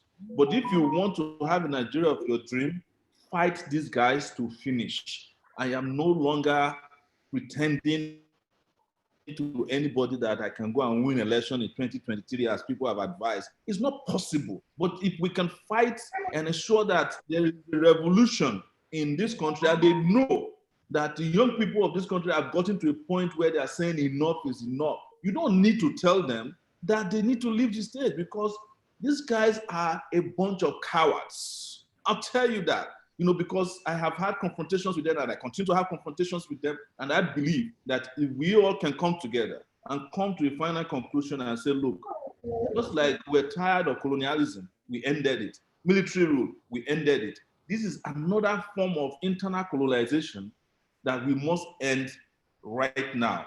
And any young person who wants to do that cannot stay on the internet permanently. You cannot be discussing, because they are deaf to reason. And the only way they can listen and hear us is if they see that we have decided that we're no longer going to become slaves in our own country or countries, as the case may be. And I'll say one final thing, because I hear from a lot of young people that, oh, maybe if you divide the country, if you break it up, things will be better. Well, too bad, because when you break up a problem without solving it first, it will just go into smaller problems that will haunt you wherever you are. And that is part of the reason why we are introducing again revolution now. August 5, as you know, let me shamelessly advertise to you. We encourage people to take action across the country, and this action we keep going until we reach what they call the promised land. Thank you so much for bringing me the carpenter Favor, for the opportunity to interact and interface with our colleagues and comrades here. Thank you. Oh, thank you so much, my wonderful brother, and I appreciate what you just said concerning giving a title that is not meant to be given to people that are not that are not meant to gain that or such title. Thank you so much. Please, my wonderful host, you need to unmute Dr. Dayo's, what do you call it now, video. He has been muted, so please kindly unmute him. My wonderful friend, Omoyele Sowore, please, there's still some questions that people have been bombarding here since morning, and we will need to give them very wonderful, because this particular forum today is meant for the entire Nigerian, all over the world, wherever they are watching us on YouTube and thereabout. So please stay, still stay with us so that you can answer some questions and other presidential candidate and speakers that have spoken today. So thank you so much. Miss Dr. Dayo, please, I don't know if you are still here. Yeah, please take over the, thank you so much. And I'm still going to speak as well, so please. I think Madam Sydney is around. Please, go ahead. And Madam, you have the floor, Dr. Dayo. Yeah, thank you so much, Omoyele Sowore, for your very inspiring speech. And I think you mentioned two things that would be very, very important for us as young people. The first one is the fact that the current leaders are dead to reason. So basically, something has to be done. We need to keep pushing. And the second point you mentioned was about leaving the social media or the virtual space, and do something on ground, because there have been a lot of rhetorics, we've spoken, speeches delivered all over the places, for them. No action is being made. So we need to move from rhetorics to action. Thank you so much for that. So let me invite the next speaker.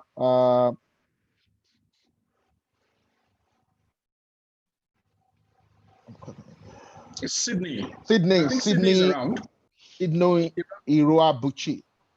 Sydney Iruabuchi, please, you have the floor.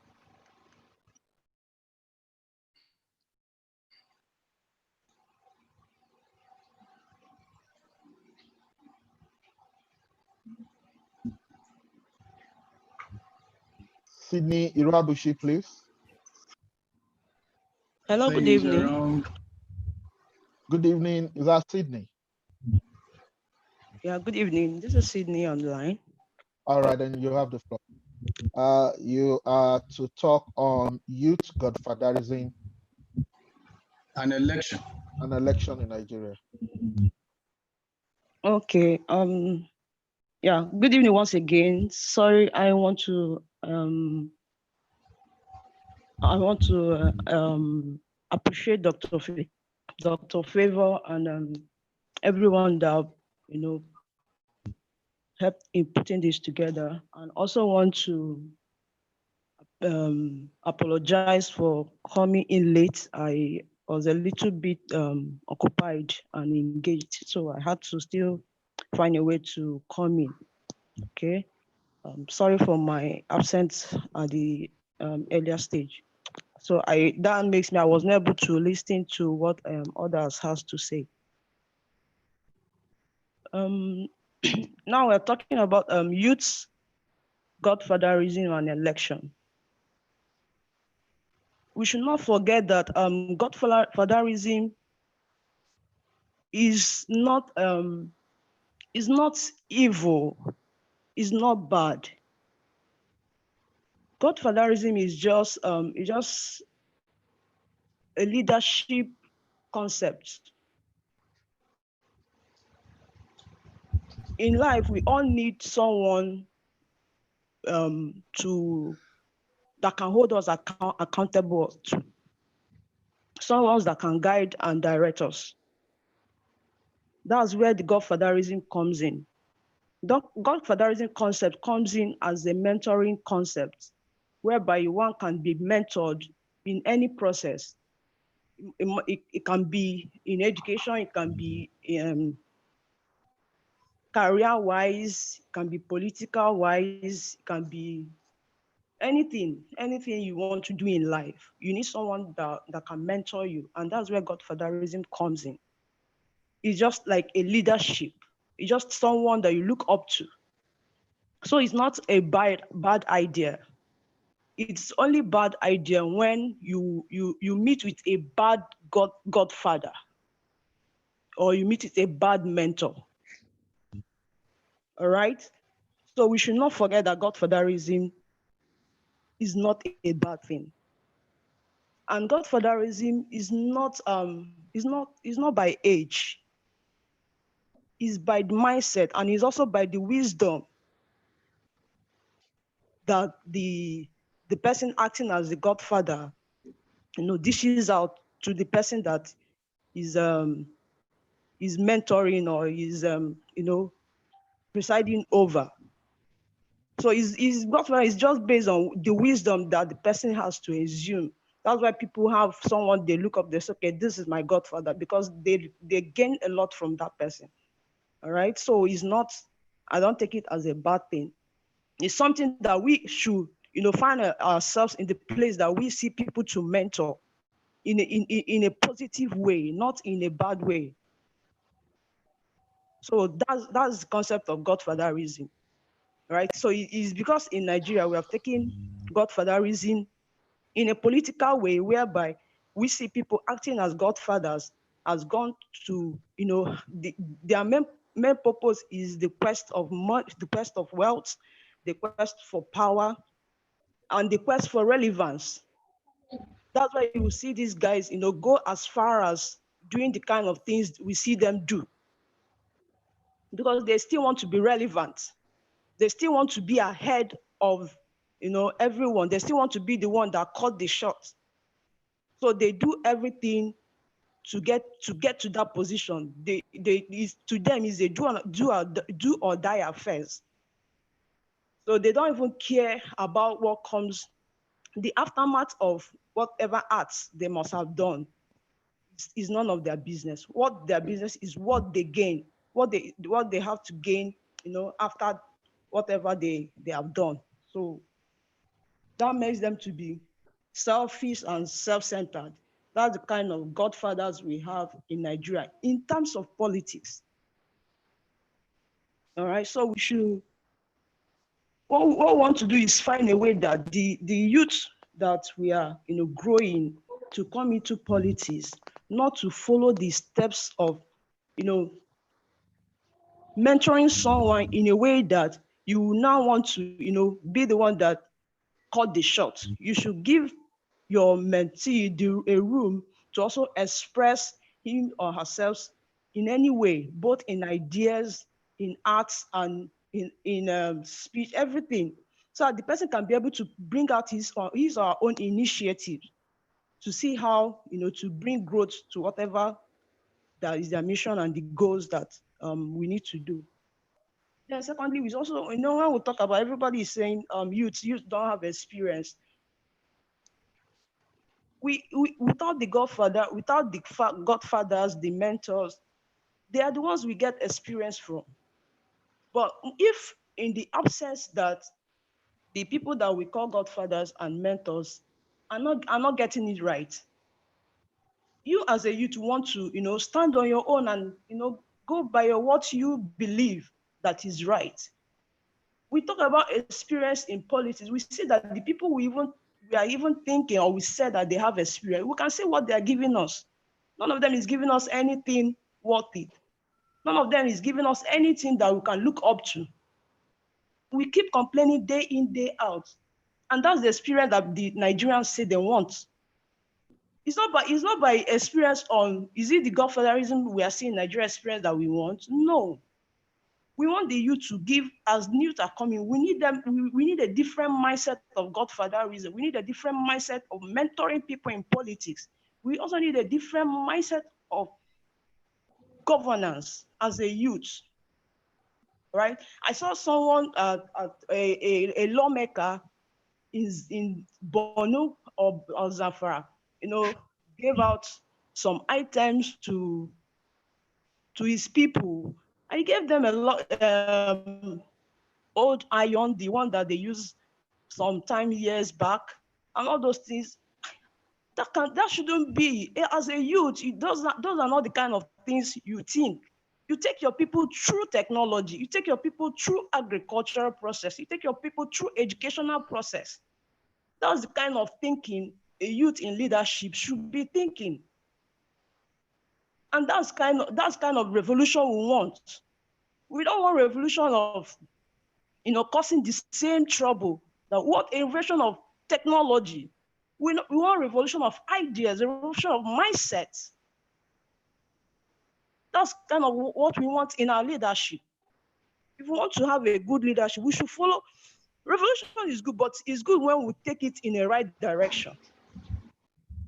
All right? So when we talk of election, if we don't get those things right, we keep going back to the same way elections are being done in Nigeria.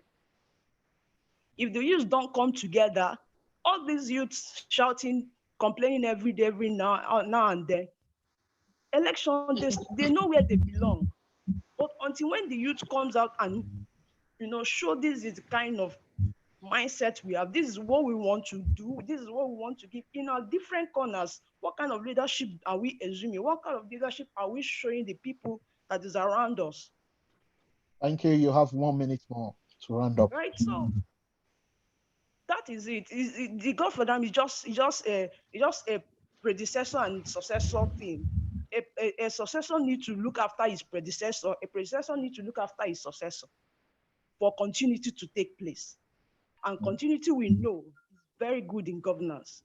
So for me, godfatherism is not a bad idea, but it's a bad idea when we take it to a wrong, when we use it wrongly. That's where it's bad. Thank you. Thank you very much. I think what's interesting in your presentation is you've been able to tick the terminology called godfatherism. And contrary to the opinion of a lot of people that would want to take this terminology from the surface and say it is bad or it is wrong, it is a contextual terminology. If you are a Christian in the Catholic Church and they say someone is your godfather, would you say that is devilish? No. So what we're saying is, from our own perspective, the word godfatherism, mentorship, internship, they could be used interchangeably. What is important is not the terminology, but the intent and the purpose to which it has been used. So I think for us, we might not have a generally accepted definition of godfatherism. We might subject it to debate in a subsequent session, but she's been able, Sydney has been able to pass her message across that we need a process, a system to subject future political leaders into training. And that process should not come with negative impact that will silence the mentee. Thank you very much for your contribution. So Dr. Favor, do we have any other person lined up? Do we have any of the speakers that have joined us now? Or we should move straight to question and answers? Before we move straight to question and answer, I don't know if, thank you, Madam Sydney, thank you all our speakers. Thank you, my wonderful moderator all the way from UK. Thank you so much. You've done so wonderful justice to all this since morning. And you still have the floor.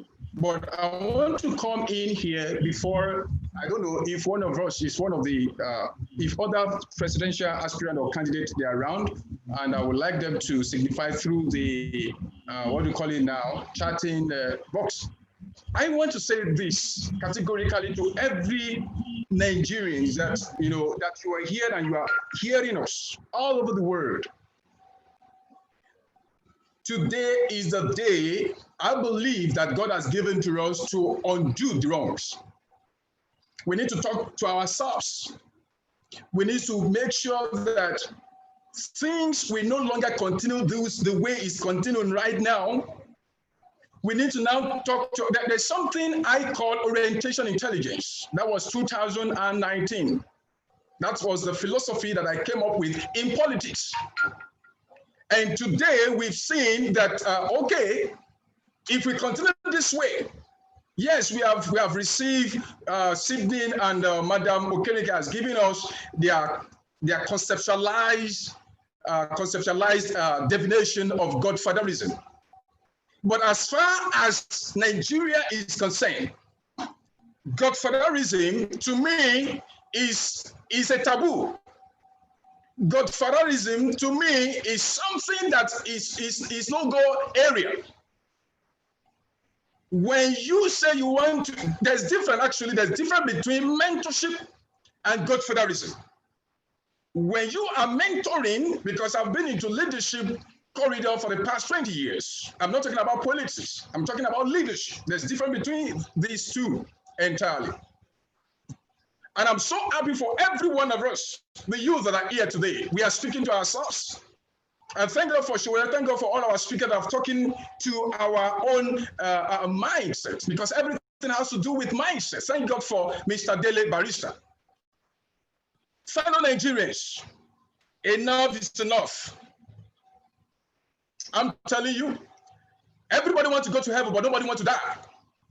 If you are ready to die, then you are ready to leave this country. If you are comfortable with Godfatherism in Nigeria, then that is your own cup of tea. If you know that we have to stop the decadence, if you know that we have to stop this malady, if you know that we have to stop this craziness in Nigeria, you have to be crazy as well. When you are okay, let me tell you a little about myself, because I don't know. I don't like talking about myself. I don't know how to even do that. I'm one of the contestants in year 2019. The same with Kislimu Galu and the Dr. Donald. I don't know, maybe he's around here.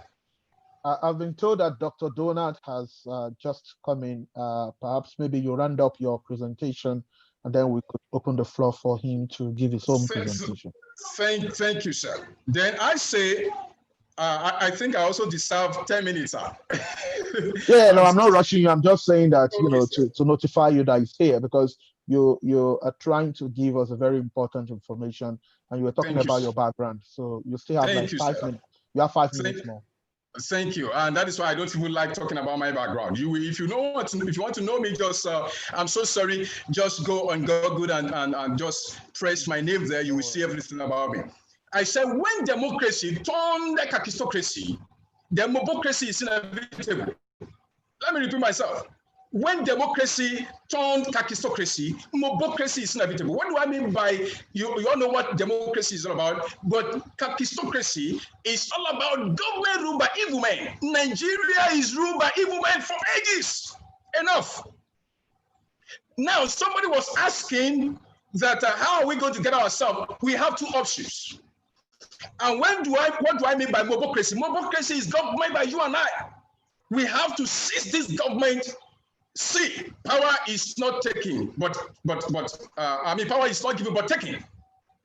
We have to seize this government. It may not be in code by force. There is a way. There is a way that we can holistically project our strategy and make sure that they hear us. Do you know, Nigerian youth?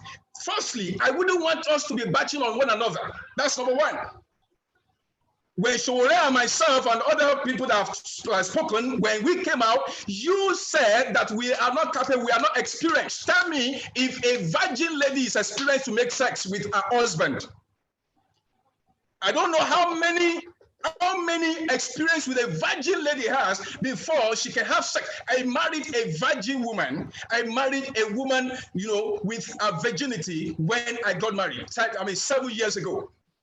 I am not here to brag about this, but I'm telling you what we need to do as individuals and collectively. These people, they are saying their experience. What experience have they gotten all this while with their kind of, oh my goodness, with this kind of evil ideas that they have, too macaronic, too uncalled for. Now they are mounting on us. And let me tell you, I said something here. I've said something here.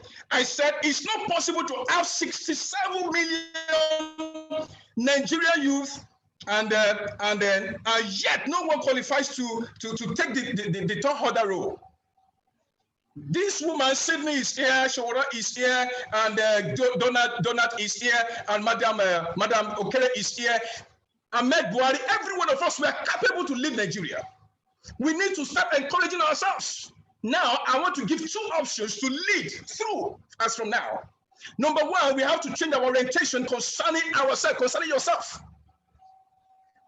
Then we have to start, team up. We need a team up, we need a synergy to bring the real, what I call I said revolutionary intellectual democracy. We need to start doing that now. And how do we do that? If you go by the way and you said, okay, let us go. Sowore said, let's go on revolution, that is protest. Are you ready to lay your life down? If you are ready, then we are good to go. But that does not mean that you want to go and die as the word implies. No. And if we are killed altogether, in fact, how many will they kill?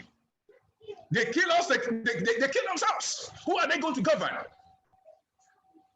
My brother, my sisters, all over Nigeria, I am angry because I am hungry. I am hungry in the sense that we are capable to take the baton. We have experience. If you are talking about experience, every one of us, we have moved up in our own various leadership, management, different parts. I was in abroad. Let me just quickly give you 1 minute illustration. And I will continue. 1 minute more. 1 minute, sir. Thank you so much. Yeah. Yes, 1 minute. I was in Cambodia. I don't know if everyone, if we know the country called Cambodia. My friend was giving illustration concerning Singapore. Singapore is too far. Go to Cambodia. 10 years ago, Cambodia is like, I don't know where to qualify and how to continue to qualify Cambodia. So rough. So then I was a footballer. And they were paying us $50, $100 as a footballer. Professional footballer. So I couldn't even take their salary. But go there today. I left there 2009. Go to Cambodia today. It will be very difficult for for a government official in Nigeria to move to Cambodia. So please, it's either we are serious or we want these people to continue this malady. And I am very sure, I think the time is now. Thank you, because I still have other things to say at the end of it. Thank you very much, the carpenter. I'm very sure that you have the nails and the hammer to shape the country. But to your own interest also, I think an average Nigerian youth is also angry and passionate about change in the country. But we also need to calm down, to be able to develop the right strategy to help us to get to our destination. That is very important. So thank you very much. You have spoken well, articulate in your speech, and also passionately. Now, may I have the pleasure to invite Dr. Donald also to the floor to give his 10-minute speech on youth election and godfatherism in Nigeria. I've been told that it's here. Dr. Donald, please. Yes, can I please have the video on, please, guys? Yes. You Dr. can unmute Donald, yourself. I don't know. Dr. Yes, Donald, iPad. Can you give me, yeah. Yeah, you just unmute yourself. All right. No, I think he's on mute. His video needs to be. I think I'm on. Okay, I can see you now with the national flag. That's good. Yeah. Good evening, ladies and gentlemen. I've been listening since 4 p.m. I've been online, actually 5 minutes to 4. I've listened to all of us speak in the last 2 hours, and I must say it's a good session. Personally, when you talk about godfatherism and the way it is being applied in Nigeria, one tends to say godfatherism shouldn't be acceptable. However, according to John Maxwell, one of the 15 laws of growth is the law of mentoring. I don't have any problem if someone chooses to have a mentor, someone you look up to, someone you think you want to be like. But godfatherism in the context in Nigerian politics, for me, is wrong. Entirely. There is absolutely nothing to emulate from our so-called experienced political godfathers in Nigeria. To be fair, this is 60 years, this year, since Nigeria gained independence. 60 solid years. And we're struggling to put 6,000 megawatts of electricity in our national grid. 60 solid years. Nigerians cannot travel from point A to another location in Nigeria without the use of armed security personnel. People die in shambles. People are killed every day with no justice at all for 60 years. For 60 solid years, our healthcare system, our educational system, our infrastructures are in shambles. For 60 good years, the Nigerian youths have remained largely unemployed after going through the 4 walls of the university. For me, this is not a record anybody, any serious Nigerian youth would like to run on or embrace or seek for godfatherism to endorse him or her before he can seek for election. So the Nigerian youth, I put the challenge right on your doorsteps. We need to wake up from our slumber, from our complacency. We need to rise up to the challenge and begin to hold the future we so profess dearly today. What do we need to do? We need to start mobilizing the Nigerian youth. We need to start reorientating them, give them what I call civic orientation and attitudinal change coach sessions. That's a very big strategic capacity building initiative, which I would like us to galvanize and see how we can reorientate ourselves as young Nigerians. When I mean young people, I mean people who are willing to accept new ways of doing things, new ideas, people with the right vision, with the right energy, and with the right purpose. However, if you're an older person and you subscribe to these attributes, by all means, you fall in the category of a young person, as far as I'm concerned. So we need to embark on serious civic orientation and attitudinal change. We need to change our value system as a people. We need to start calling a spade a spade. Criminals are ruling us in Nigeria. What are we going to do differently if we're giving power as Nigerian youths? We need to deepen the rule of law. We need to make sure that we bring law and order as the #1 thing we must fix in Nigeria. When you commit an offense, you get jailed. It doesn't matter if it's your brother or your mother or your sister or your auntie. The law sign is what? It's blind. It does not recognize any sibling or relation. All this nepotism happening in Nigeria today will bin it and make sure we get the right Nigerians be in the judicial system to fix our country and ensure that justice is being dispensed. We need to embrace things like e-governance. E-governance is one of the new governance models all over the world that is largely lacking in Nigeria, that promotes accountability and transparency. We need to embrace what I call service level agreements. If government is committed to doing anything with the public, we need to have timelines that we must produce tangible results, evidence-based results. So it's not about seeking for leadership. What are we going to do differently? We need to promote due process, probity, accountability, and transparency. We need to embrace public-private partnerships in business. We need to go into innovation-driven economy.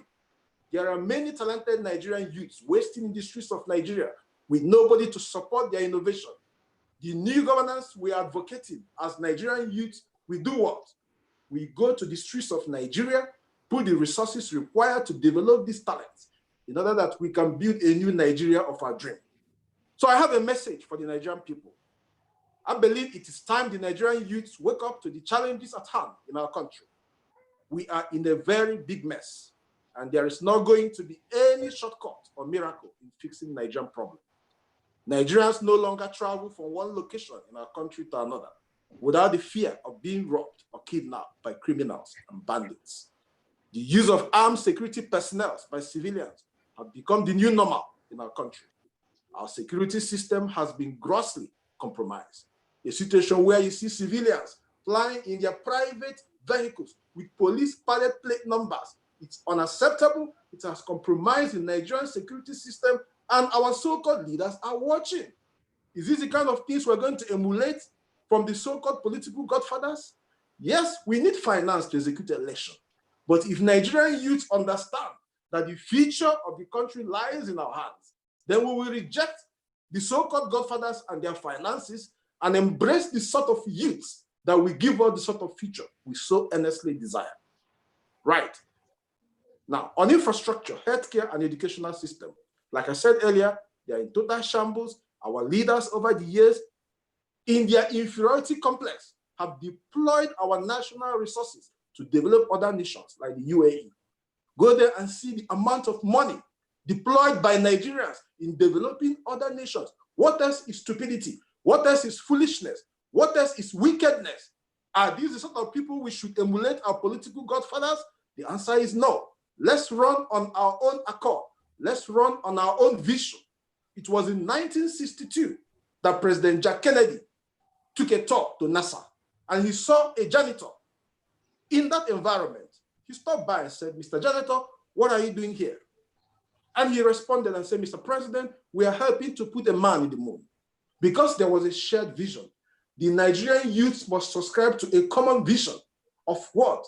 Of accountability, of transparency, of holding our criminal elements accountable. We can no longer afford to have criminals ruling us at the detriment of Nigerians suffering and dying in peril. The time to, confront these people is now. There's no point pretending about it.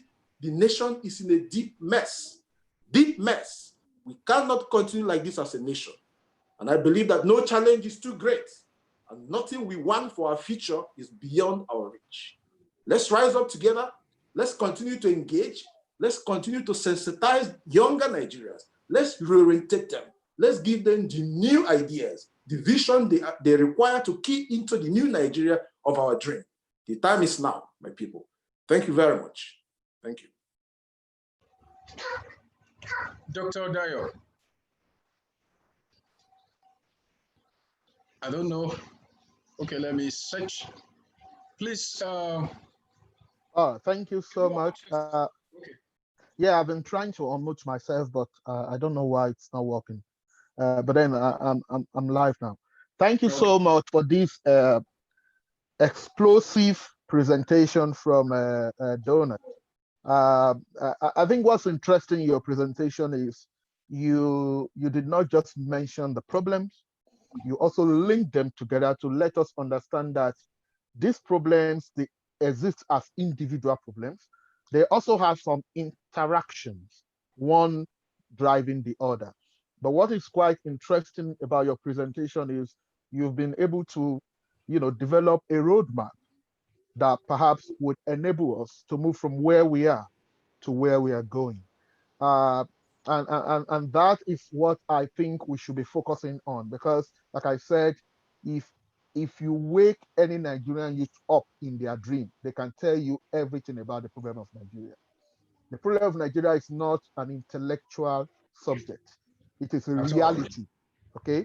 So, but the solution is where we need this kind of intellectual debate. So we've spoken about it, we've debated it.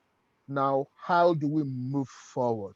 And I think some of the suggestions that you've given would help us in moving forward to the destination. Thank you so much for your time. Thank you for your patience. And thank you also for contributing to this debate. Do we still have any other speaker that have not spoken that is now available? Or it's like Madam Gbemisola is raising her hand up, but so can we move? So I think time is because we're supposed to finish 20 past 6, and this is 6:17. 6:17. Okay. Yeah. So I will move now to question and answer. Okay. So if you have a question, you can just raise up your hand, and then I'll call on you, and then you ask a question. If your question is generic, if you want any of the speakers to address it, that's fine. If your question is specific that you want to direct to individual speaker, you can mention the name of the relevant person, and that person will address your question. So you said Gbemisola, but I can see Oluwasegun also raising up. Yeah, okay. So Segun, please, let's be gender sensitive here. You understand? So let's Gbemisola start, but she needs to be unmuted to ask her question. And then Oluwasegun Ogunshakin will follow. Gbemisola, you have the floor. Can you unmute her, please? Hi, I wasn't going to ask a question. I was going to round up my point. So if you want to take questions and then I round up my points later, or if you want me to go ahead. Let's ask questions now, please. So let's ask questions and then you have your last say, okay? So Oluwasegun Ogunshakin, you have the floor now. Can you unmute Oluwasegun Ogunshakin? The people I'm having here, Mayowa, Michael, and Stick. I don't know if you're unmute now. No, there's Oluwasegun Ogunshakin. Is the guy in between me and you? All right. I'm up now. I'm up now. Okay. Okay. Thank you very much. I'm not going to waste our time. I don't want to ask a question. I really just want to give a suggestion. Like Mr. Dayo said recently, we all know what the problem is. But the problem is, how do we solve it? I have an idea that I personally am working on presently with all my comrades back in Nigeria. I live in the United States, so I did have the opportunity to engage in it. The idea is this: like all of us here right now, look at our numbers. I'm not sure we're up to 200 right now, and we have millions of youth presently today in villages. I said in Anambra State when I was in Nigeria, in a very remote village, they never had light for over 20 years. They don't even want it anymore. Idea is, what if we know that we are working and we know what the problem is, we know how we can solve it, we want a revolution. What if we take it upon ourselves, for those who can afford it, let's understand that for those who can afford it, what if we start to go into all these villages individually on our own time scales and see if we can start to spread the gospel of revolution, not fight, not chaos, but mental revolution, for people to wake up and realize that, look, this is not right. We know the problem, but we still, a lot of our youth still accept that the problem is okay. But how do we make them realize that this problem is not okay? When people know that it is not okay, they will consciously by themselves ready for the fight on their own without anybody pushing them. So that was the suggestion I was working on. Presently, we are working on it now. We are currently going into villages on our own. And I'm calling on every youth that have the opportunity to. Let's start from there. If I can talk to 5 youth, you can talk to 5 youth. If we are 50 times 5, you see what we are talking about. In a year or two, a lot of people will be. That's my suggestion. Thank you so much for your question. I think that the point is straight. It's very clear. You know, you're saying that we should take the responsibility for advocacy and go to the grassroots and spread the gospel. Dr. Donald, do you want to take up this? Do you want to answer this, or Favor wants to take the bull by the horn and answer this? So Donald, can you unmute Dr. Donald, please? Respond to that. Is that a question? Because I'm working on it personally with some of my friends back home. Don't worry, Well, sir. Thank you. Personally, as an individual, just like Showore rightly said, it's time to come off the social media. Let's get hands-on on ground, right? Yeah. Yes. I'm a convener for Positive Change Nigeria and Organizing for Nigeria. The vision behind this is to put in place a capacity building platform that will reorientate the Nigerian youth. What I call coach. Coach, C stands for civic, O as in orientation, A, attitude, civic orientation and attitudinal change, coach. So for the Nigerian youth to live the kind of mentality they have subscribed today, an overpowering mentality that aims to continue to worship our masters, internal colonial masters, if you like, our slave masters, the so-called leaders, that mindset must be perished. And Nigerian youth must rise up to the challenge and understand that these people have suppressed us for so long, and we have not reached our potential for 60 solid years. How many years was General Gowon when he became head of state? How many years was General Muhammadu Buhari when he became head of state? How many years was Olusegun Obasanjo when he became head of state? When people keep selling the wrong notion that the Nigerian youths don't have the right experience, and then we buy into this notion, then we're doing ourselves a disservice. According to Albert Einstein, the only source of knowledge is experience. Yes, but the Nigerian youths have experience in several areas. In the private sector, for instance, I have so many years of experience in the private sector. I'm a senior consultant in the oil and gas industry here in the United Kingdom. So there's what we call transferable skills. There are many other people who have experience in various disciplines. So nobody should tell us that we don't have experience. And we should be able, henceforth, to challenge these leaders to actually tell us what sort of experience do they have. Experience on corruption, experience on inadequate infrastructure, experience on poor education and poor healthcare delivery, experience on what?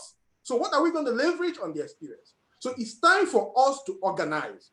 Let's stop, agonizing. Let's organize ourselves. That's why I have convened Organizing for Nigeria, and I'm prepared to latch with so many other positive-minded Nigerian young men and women. Let's see how we can, rise above religion, rise above ethnicity, and bring our people together and reorientate them such that we can begin to champion the cause of a new Nigeria of our shared vision and objective. Thank you, sir. Yeah, thank you so much for that. Who else has a question? I think there is a question here. There's a question here because I think there are other people might not want to say what they have in their mind, but then some people are typing some of their questions, okay? Someone said that why can't all these various aspirants, these various political aspirants that are young people, why can't you all come together and agree, to forge a unified front that will champion the cause of the youth in Nigeria? Okay, so I don't know. Yeah, you can take that up, because you have been an aspirant before, so you can do that. Okay, just want to speak 1 minute and I will be done. Probably other aspirants can take it from there. That is why this forum is established, especially, precisely Third Force Forum. And I thank God for the person that asked the question, and that was what happened when we contested last year. But because of we don't have, trust in ourselves, we don't. Some people also take it beyond whatever thing that they believe that could salvage or secure their own political career. So we have a very few individuals that actually, key into that idea. And that is why we are all here. In NAPA, there is a section in our, in today's program presenting NAPA, Nigeria Political Aspirant. So I have this that, okay, if all Nigerians, new breed political aspirant comes together, and we are able to channel our efforts towards a political party, because in Nigeria politics, you have to step on through political party. So we need to choose a specific party as a party that can go on with our own ideology that, okay, this is what you want to do. So we can as well come together, but something is that how convincing, how real are we? How truthful are we? How faithful are we towards the cause? That is what I would like to say here, and others can say something about that, because I don't want to. I promise 1 minute.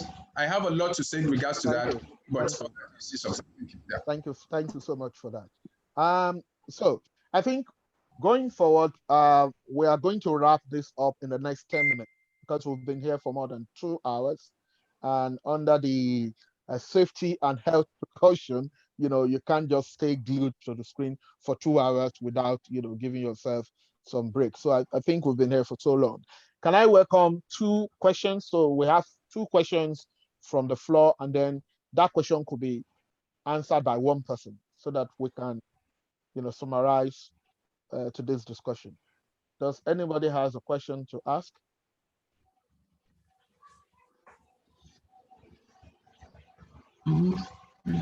Leslie Michael, this guy has been raising his hand long time. I don't know. Ajayi Olabode said he has a question. What's your question, please?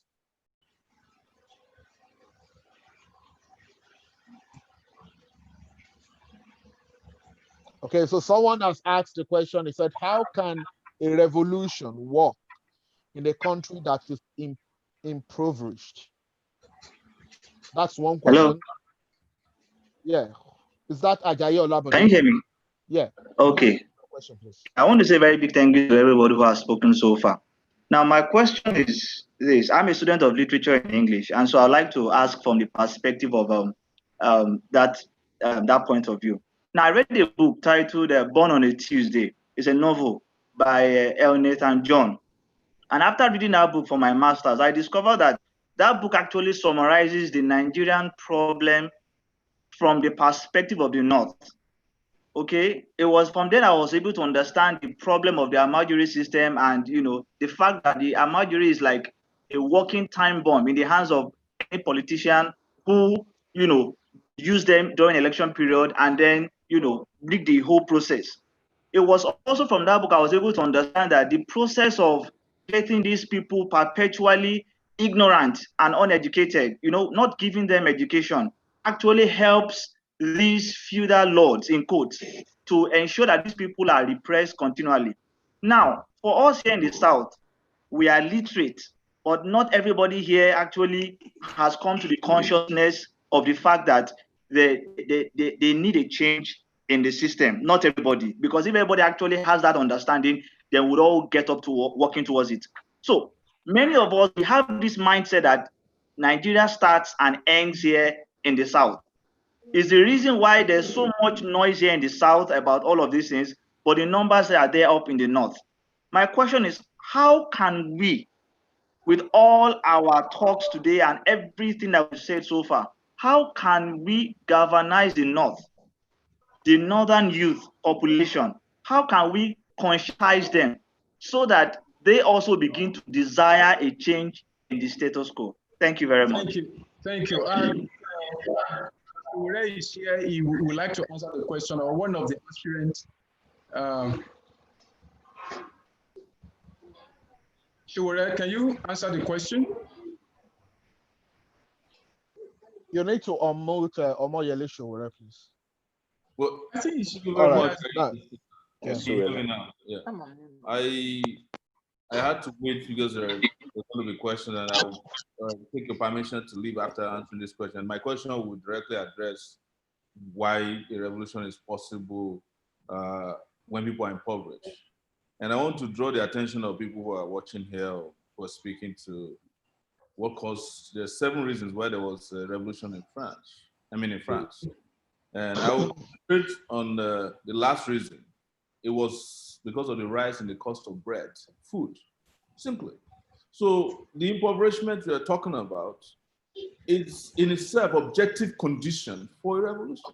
If you are poor and in your neighborhood, you see rich people splashing their wealth all over the place and using it, your own resources against you at the expense or at your detriment, already they have given you the rope for you to cause your own revolution. So I don't see any other reason other than poverty. That should be one of it. There should be several others, of course, which includes the system of oppression, the refusal of leaders to allow democratic processes to flourish.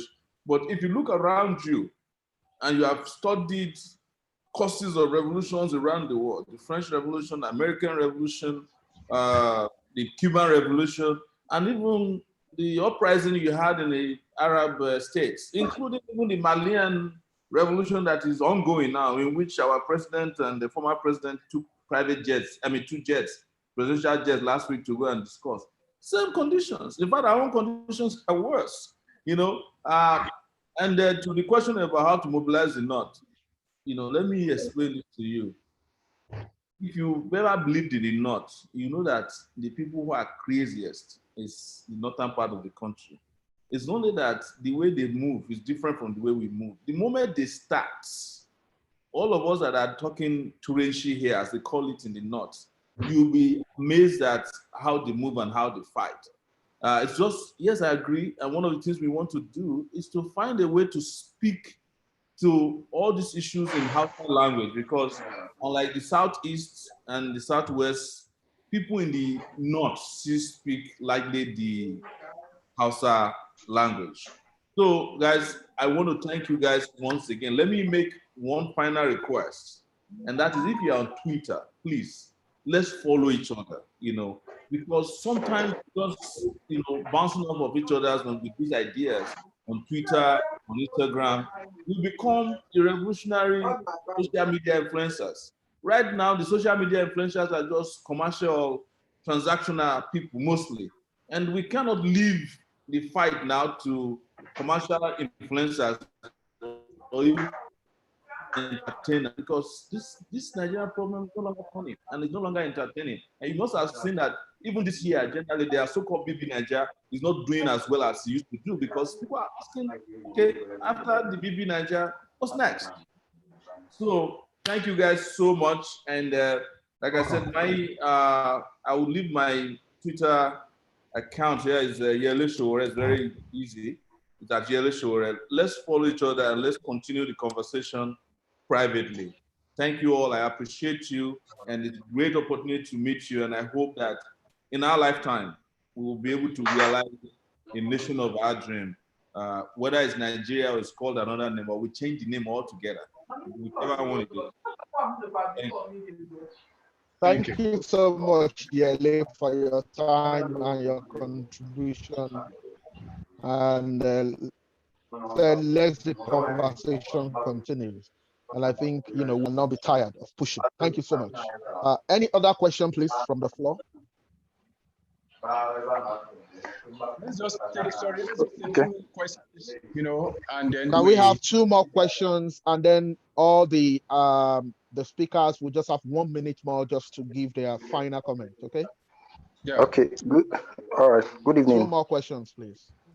All right, good evening. Good evening, that's Michelle, right?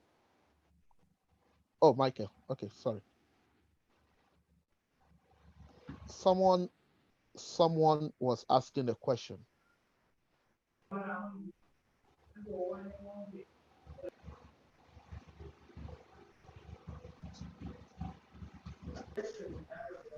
Mayowa Opeyemi, do you have a question?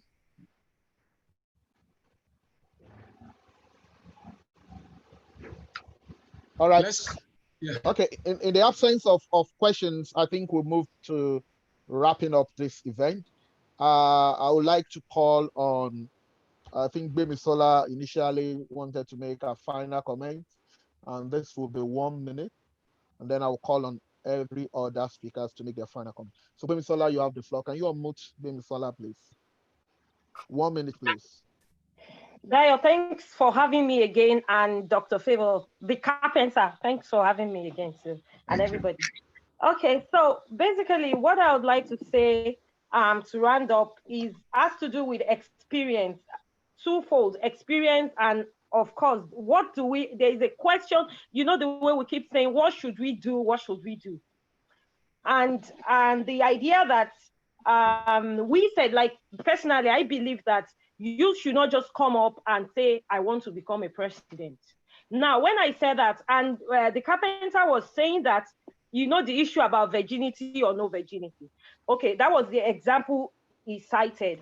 So I was going to say that from my own opinion is this: every man, woman gets deflowered in a day, but the experience that you have over time differs. So some experience might fit into being a professional alcoholic, and some experience might fit only into being a housewife. Some experience might fit into an international. You understand what I'm saying? I do not want to use the three-lettered word. Thank you so much. As a youth, when you come out, know where you are, where you belong at the moment. No, we can always extract ourselves. Tell your friend to tell you your capability. Know how to develop, where you have to develop. If your capability is to be a chairman of a local government, please do not eye the position of a governor. Some youth are very well prepared wherever they have developed themselves. They could as well become a president of Nigeria. You will know yourself. If you fit into that position, please go for it. Now, that's one side. Then my other side. You only have 1 minute, man. You only have 1 minute. Somebody will borrow me their 1 minute. Don't let me die with my idea. What is it now? Okay, sorry. I borrow you my 1 minute. Oh yeah, you have 1 minute. Thank you. So it's about voting, which is very important to me now, especially because election is going on in my state. And I want people to know why they should vote and who should they vote for. Because people like youth, the most important, we have 60%. Let me bust your mind with this. In 2015, 21% youth were in government. In 2019, we have 34.2% youth in government. And we are 60% in Nigeria. So what is there is that we can increase this number if we decide not to collect money or vote for anybody who is going to give us money, or if we decide not to allow ourselves to be used as rogues to rig election as youth, because youth are the people that are usually used. So what should we look for? We should look for characteristics of someone who is transparent. We should bring them out before the election. We should bring them to a debate. Let us determine their level of transparency. We should determine who is going to be responsive. The government of the day now, someone who wants to come for a second term, is he responsive to the masses? Does he know who has a problem? Is he interacting with the masses? So we have to check their level of responsiveness. Do they consult as a leader when they were serving? Do they consult? Are they effective and efficient? Is this person going to be accountable? Those are things that we should look out for. Equity, how did they see equity? Do they see equity and equality as the same thing? Thank you. Those are the things that we have to look out for in our leader. Please let us vote rightly as youth. Thank you so much, Gbemisola. Unfortunately, we don't have another 1 minute to borrow you. So thanks for your last comment. Can I also give 1 minute opportunity to Dr. Donald to give his concluding comment, please? And please don't forget Mrs. Yeah. All right. Thank you very much, Dio. Thank you, Favor the Carpenter, and all the speakers and listeners that have been part of this program. The reality remains that the future of any nation lies in their youths. And it's high time the Nigerian youth woke up to the challenges of the day. We cannot wish our ways out of this serious mess. It's time we start acting our ways to hold and get that future we want. It's not about mere wishes. It's time for action. It's time to organize ourselves. It's time to relinquish stomach infrastructure. It's time to think of what we can be that the current Nigeria has not given us the opportunity to become. It's not about me. It's not about Favor. It's not about Dele or Shore. It's about Nigeria. We need to be patriotic. Patriotism is the love of country. I'm challenging the Nigerian youth to rise up to the doctrines of patriotism. Let's summon a new spirit of patriotism, a new spirit of responsibility, a new spirit of accountability, transparency, probity, due process. This is the only way we can step into leadership and call a spade a spade. Enough of talking, let's go into action. Let's harness our resources as youths, which is energy, vigor, and champion the aspiration of younger Nigerians with the right purpose and the right vision to fix our country. Let's reconcile our differences. Let's rise above zoning, above ethnicity, above political parties, above whatever, to begin to identify Nigerians with the right vision, capable of fixing the new Nigeria of our dream. The time is now.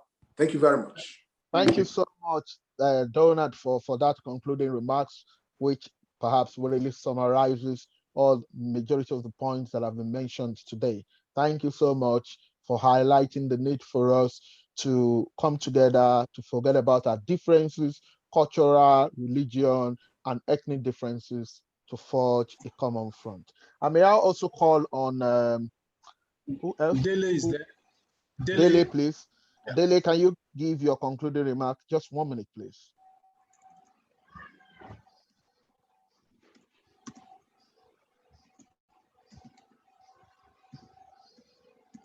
Comrade Dele.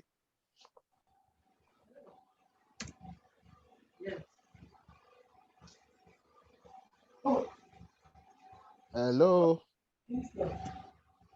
Okay, so Dele is not available at the moment. Can I call on Dr. Aino, please? Olushige Aino. Just give us 1 minute concluding remarks. Just 1 minute, please.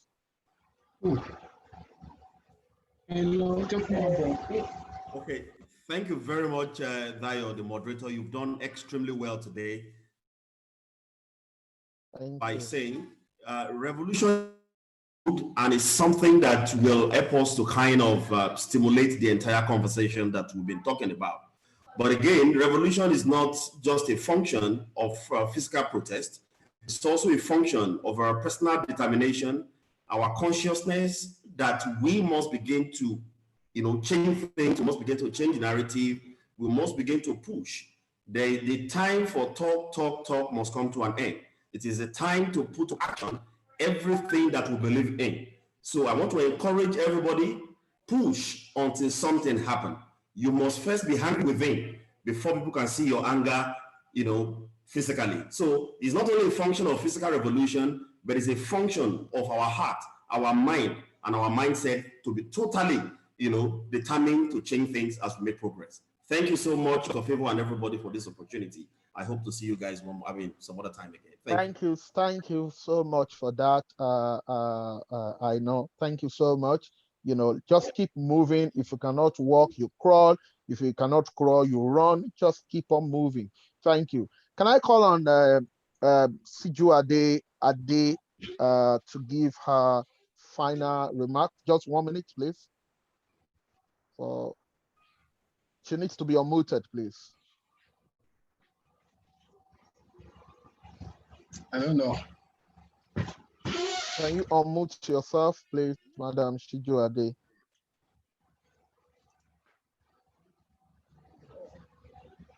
We can't hear you, but she's actually muted.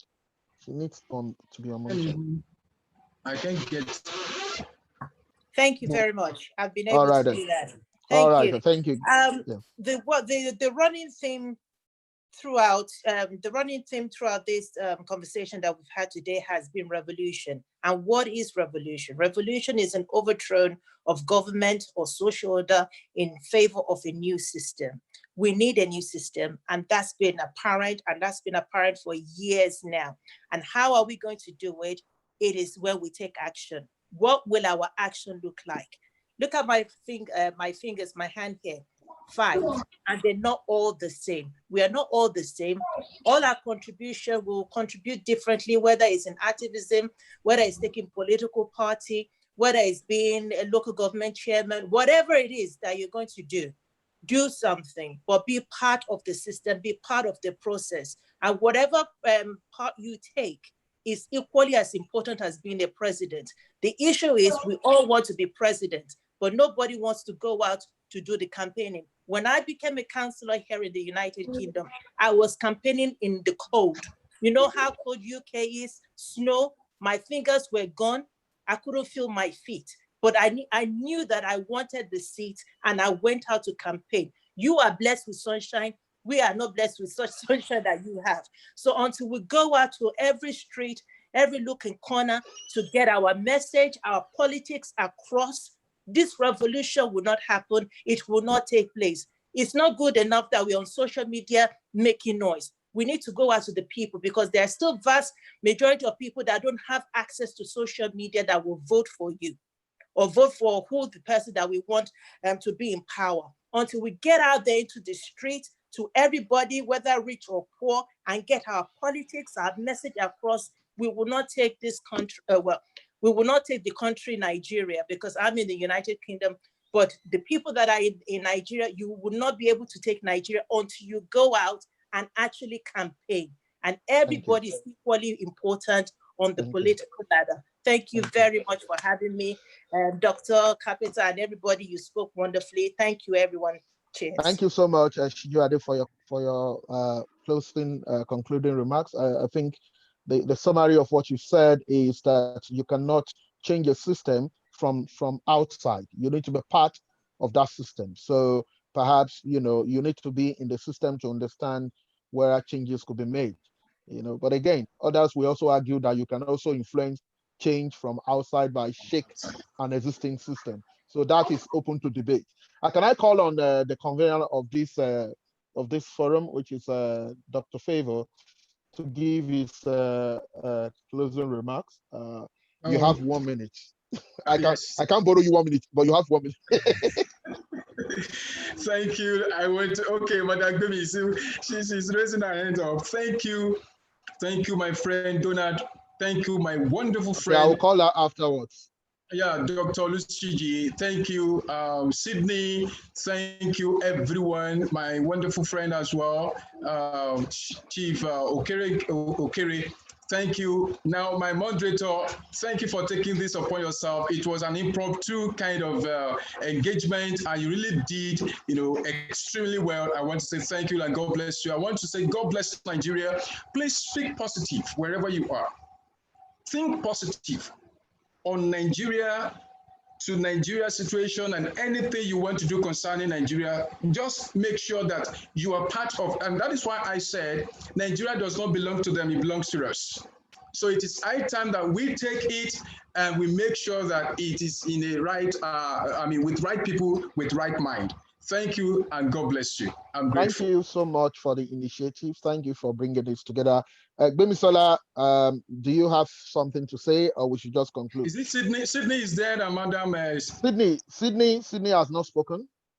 And then Madam Okere, together with. Okay.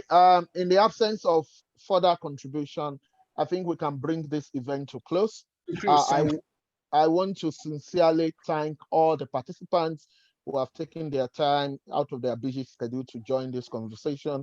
And I want to thank you all for expressing your interest, perhaps your anger and your passion for us to have in Nigeria that we can hand over for generation unborn. to generation unborn. Thank you so much. Let's continue the conversation.